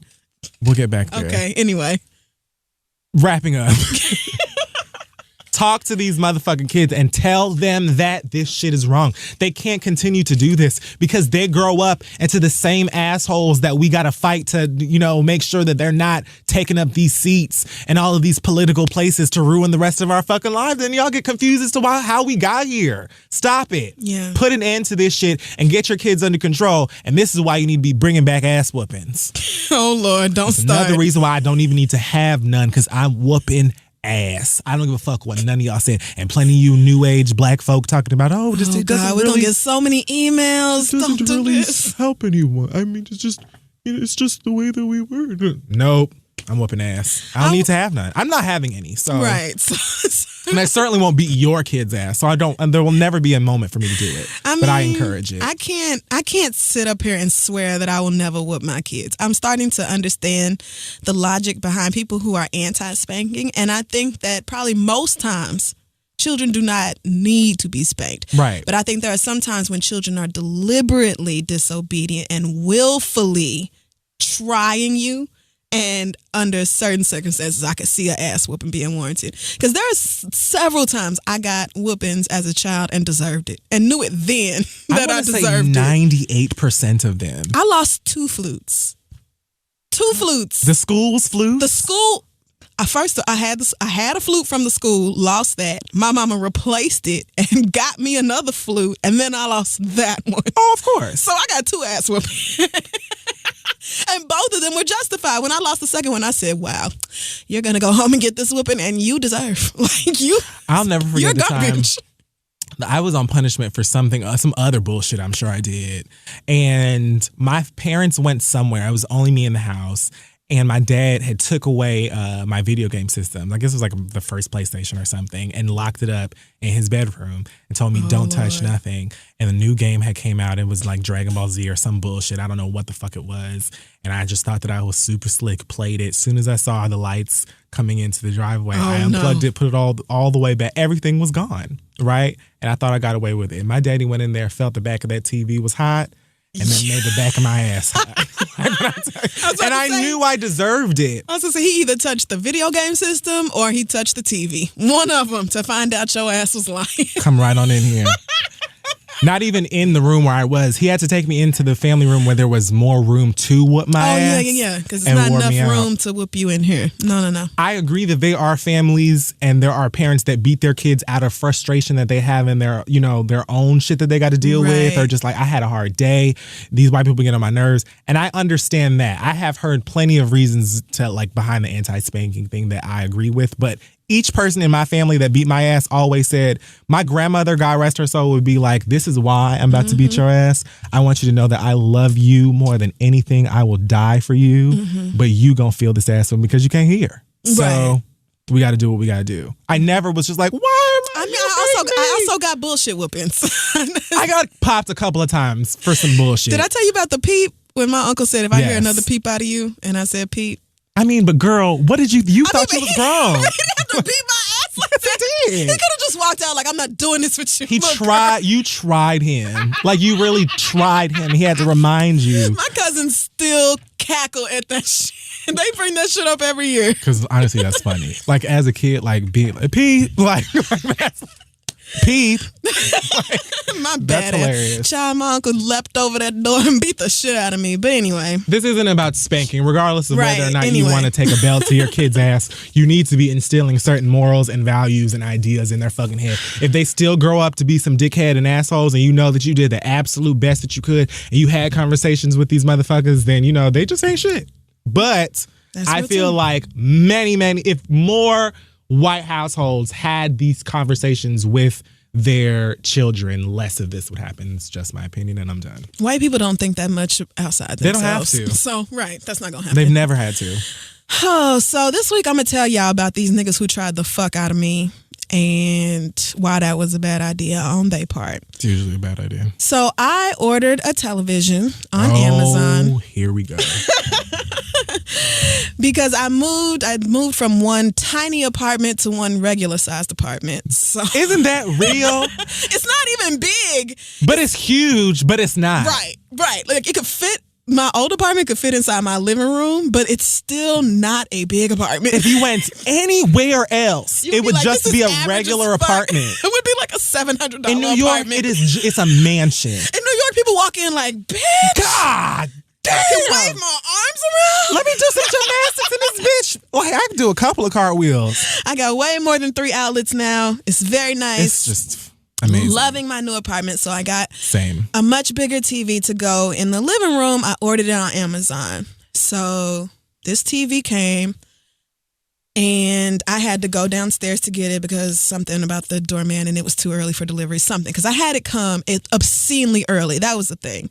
I had that TV come between 6 a.m. and 8 a.m. because I had a bunch more shit to do that day. I wasn't going to be at home and I wanted it set up and done. So whatever. I go downstairs to get the TV because they just going to load it on the elevator and send it up to my apartment anyway. I signed for it. They take pictures of it because apparently they want to really document every delivery. Right. But it's 3 different young men in my lobby. They give me the TV. I take it upstairs, unpack it, set it up. Because I don't need nobody to help me do this. I'm not one of them women who's like, oh, I'll wait for my man. Or I'll call somebody. Like, I will handle everything on my own. Definitely had some niggas mount mine. So I set up the TV and left, whatever. Cool. I'm excited about my new TV. I get a phone call 4 hours later from the delivery driver talking about, we need to come get the TV that we dropped off at your house this morning. And I said, excuse me? I'm like, so right now I'm at work. I'm sitting at Apple Music on Beats One. Like, I didn't tell them that, but I was literally in the studio at Apple when this man called me. So I answered the phone. And they said they need to come get the TV. I'm like, what the hell are you even talking about? And also, I don't have time for this conversation right now. So he says, we dropped off the wrong TV and we need to come back and get it and give you the right one. I said, okay, well, I'm going to have to double check my Amazon order to make sure what you're saying is correct. But I can't even talk to you about this because I'm a radio personality and I'm on the radio right now. So I'm going to have to call you back. He said, well, what happened to the lady who was there this morning? We can't just go get the TV. I said, I am that lady. That part still confuses me. It's so confusing, right? This was 2:30 in the afternoon. He said, you not still at home? I said, my nigga, I saw you at 6:30. It's 2:30. I went to work. Are you serious? I went to work. I'm going to call you back. I'm on the radio. Now they giving me the 30-second. Right. Like, bitch, you're on the radio for real. Hang up. Right. He's still trying to talk to me, so I hung up and put my phone on Do Not Disturb immediately because I ain't got time for that shit. Right. I'm getting paid right now. I'm working. So I left my phone exactly where it was until I got off the radio 30 minutes later. I had 13 missed calls from this man. So I called him back because really, I don't want no trouble. Now, I did go back and forth with myself about whether I was going to keep this TV because I checked on Amazon and the one they delivered was much nicer than the one I ordered. The same size, But what they dropped off to me was newer and nicer than the one I ordered. Okay. So I called them back and I said, I will not be home for the rest of the day, but we can schedule a time for y'all to come get this. It just will not be today. So this man is trying to argue with me about coming to get this TV. And so from downtown Manhattan all the way back up to Harlem, I'm arguing with multiple people from this delivery company about this television. And they going back and forth talking about, we can come back out tonight or we could do this. And I'm like, you cannot come tonight because there's too much other shit for me to do. I will not be there during your delivery window. They stopped delivering it at whatever time. Tell them what. That was election day. Yes, that's why it came super early, because I was having a party that night. The new TV was coming because it was going to be hella niggas in my house. So I said, y'all, and I wasn't even going to be home till like 8 p.m. anyway, which is well after they get done delivering. Right. So I said, y'all just going to have to do it tomorrow. So after talking to 2 or 3 people who clearly have no power, I talked to a supervisor who said, okay, fine. We cannot get it tonight. We will schedule a time to come get it from you tomorrow. I said, that works. Now it's already set up. The box is gone. I don't know what y'all gonna do. This is not some situation where you can come get it and then go give it to somebody like it's a brand new TV and they ain't gonna notice the difference. Right. And they were like, what? You already took it out the box? You already threw it away? You already set it up? I said, yes, because you gave me...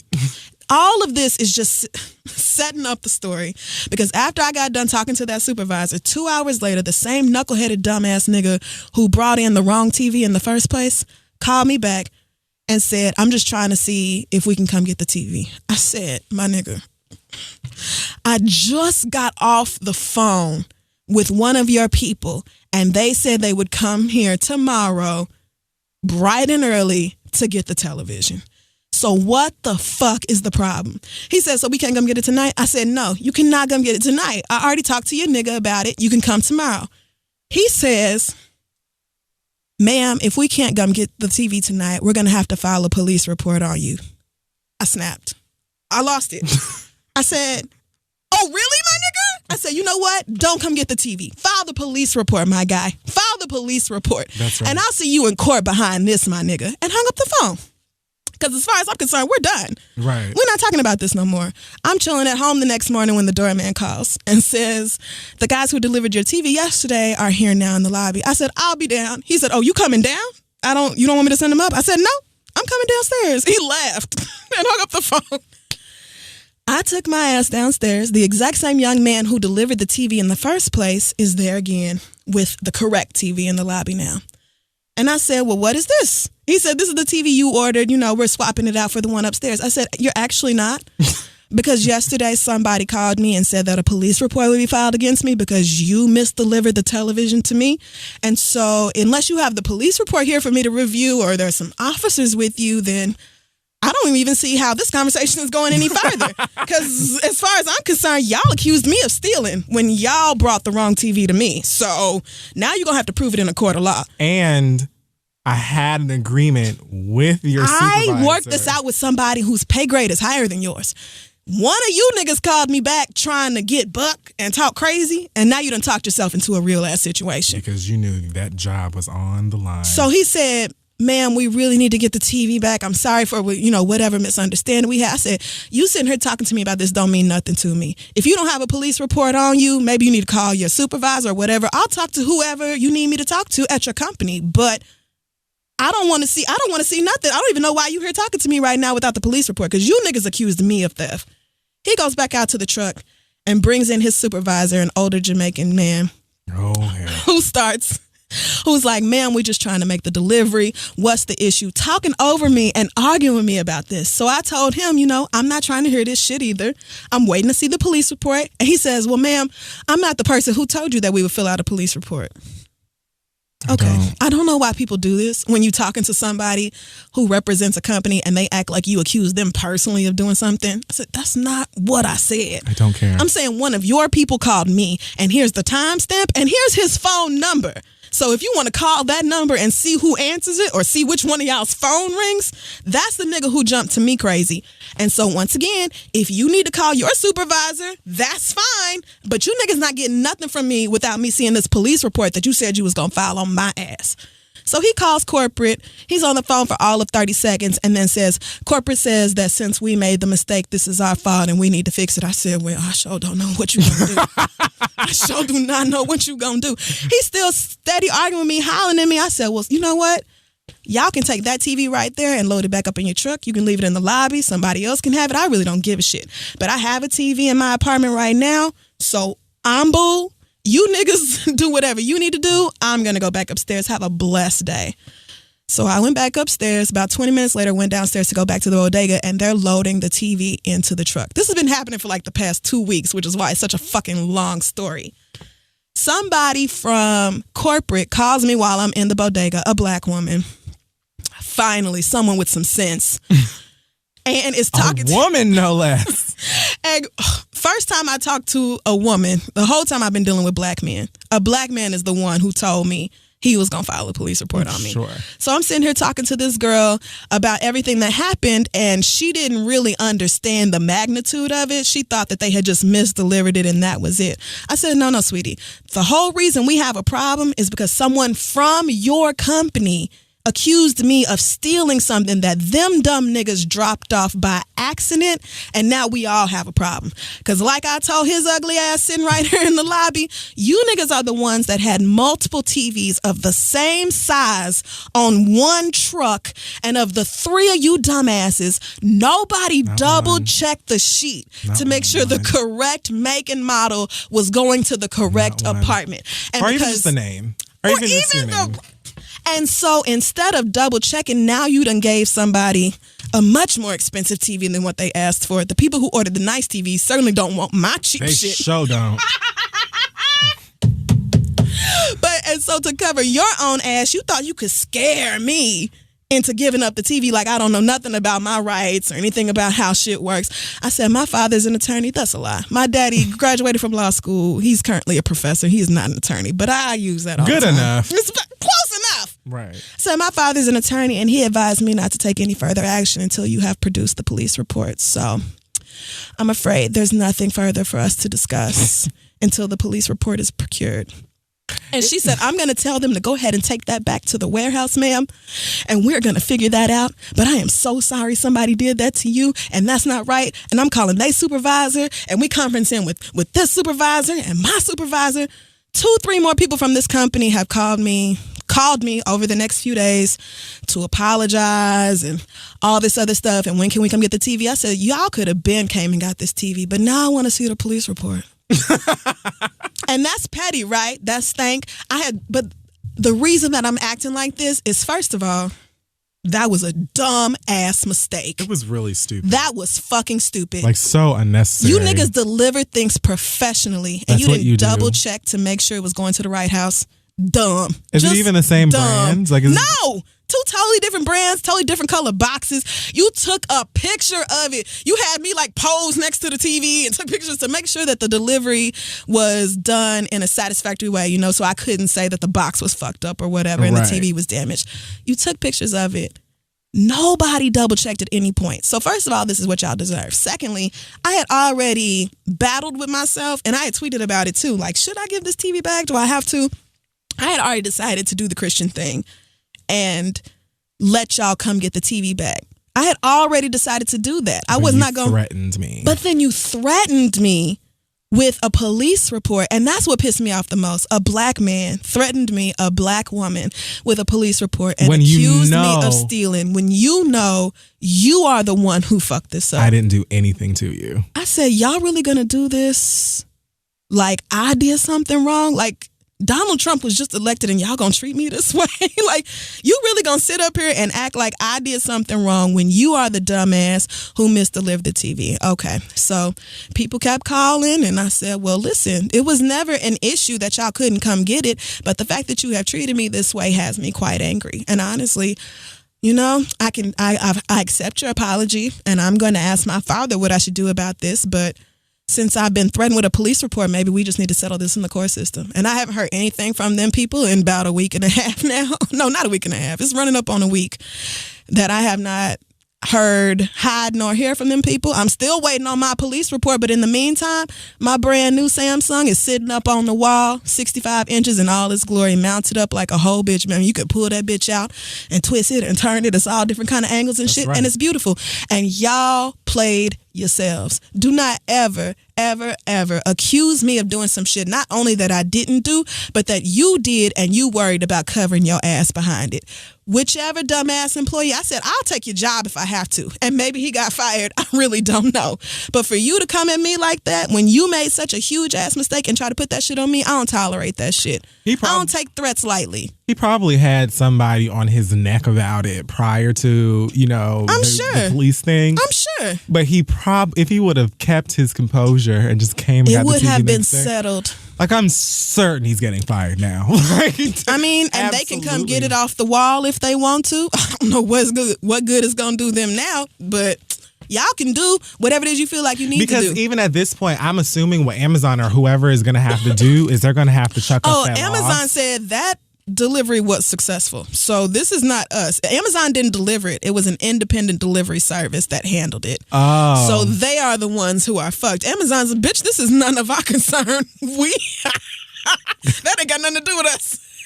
So somebody's covering the cost of a TV. It's gonna be the delivery company, and so they have to make up the cost of that TV because I'm certain that other customer has not been waiting. Even if they came to get it the next day, there's no the other customer could have been like, I don't want this TV. It's been opened, right? It's not even new no more. I wouldn't. If the TV that they brought me for my new apartment, if they would have brought that shit in there and no box had been like, so we had dropped it off, I would have told them, okay, well that's fine. You can go and take it right back downstairs and bring me a fresh one. Right? Because y'all not finna. The Jamaican man, this is where I really lost it.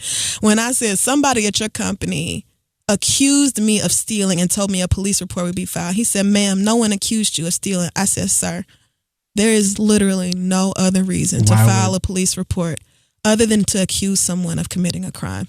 We don't fill out police reports to give accolades or to say good job or thumbs up. Right.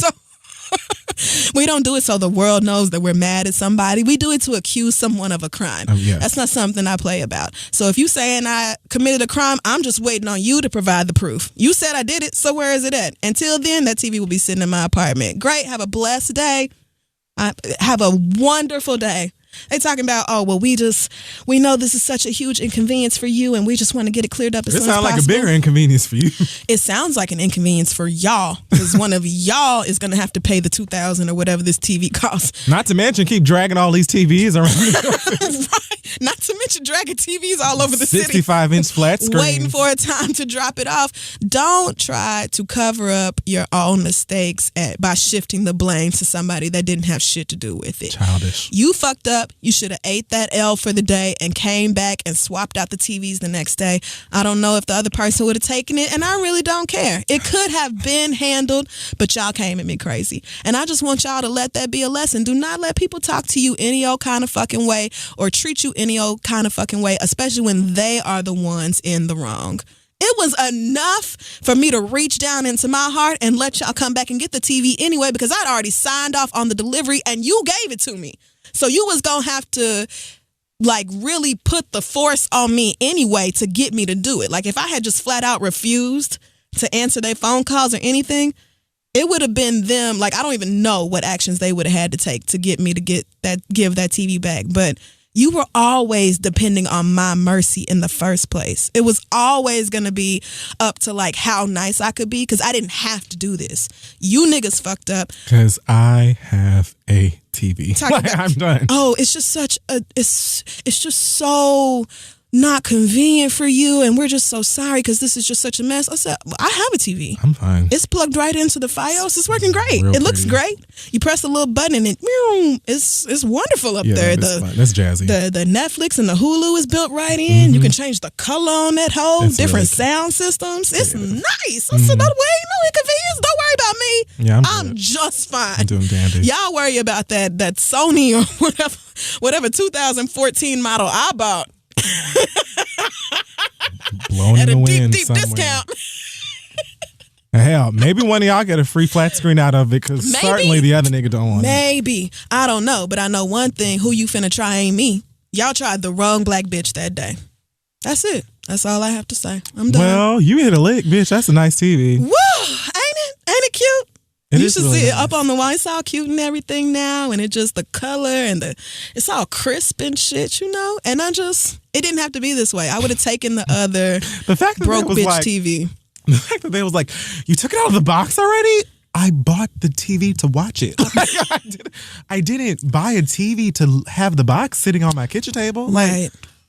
Who the fuck keeps a 70-inch wide box in just their apartment? chilling in the box, dummy. I said, yes, girl. As soon as I got that in my apartment, I took it out, assembled the base, put it up, and then took the box to the basement and went to work. Because I had an event that night and I was going to be running around all fucking day and I did not have time to come home and set up a TV. This isn't complicated. Y'all you played yourselves. But oh well, I'm not the one. So the one with the produce TV. your police report. Okay, that's basically It's it. never going to happen. If I'm anybody's done. getting a police report, it's that I'm nigga done. who dropped that shit off. Ciao. Well, that's our show. Woo! Thanks for listening. was Make a long sure one. that you follow us on Twitter, Instagram, and Facebook. This is The Read. Check out our website, thisistheread.com. Yes, you can go and join the gaming community, Agents of Shade, over on PlayStation 4. Also, someone asked me about Watch Dogs 2, the black guy hacker game. I only got to play a very small bit of it so far, but what I've played, I really like. It's kind of like Mr. Robot meets, I don't know, a funny sitcom. I can't think of one right now, but whatever. It's just good. So if you want that, maybe it has more depth than Mafia. You can like change your clothes and dress like you shop at Urban Outfitters, and he's got like gadgets and like goes to coffee shops and stuff. So it's real cute. Oh, that sounds fun. And it's based in San Francisco, so you can drive through the Bay and then go to the Read Live show after you drive through the Bay and then yell. You are a mess. So check that out. Speaking of the Read Live, we will be in Boston on December 4th and Miami on December 17th. Tickets available at thereadlive.com. I believe Boston's all sold out, but we do still have some tickets to Miami available. So cream cheese. So excited to cream cheese. It's the first thing I thought of. Boston cream. I don't know. What? I would They think don't have cream tea cheese? or no, that's Philadelphia. That's their thing. Oh, but Philly. check out Insecurity every week with me and Fran on mybathroommirror.com. We just love talking to each other about this show and recapping every episode. And again, congratulations to Fran for her new campaign with Express. Where she simply looks like, an exquisite. That was the mannequin challenge. Have you seen She that looks gif of like Viola an Davis with the exquisite doll. wine and That's she's my just twirling favorite. around? That's literally top 3 gifts That's in my what life. Fran looks like in this video. Absolutely. She's all like glowing and the stars falling around her and she's twirling around and just being fine as fuck.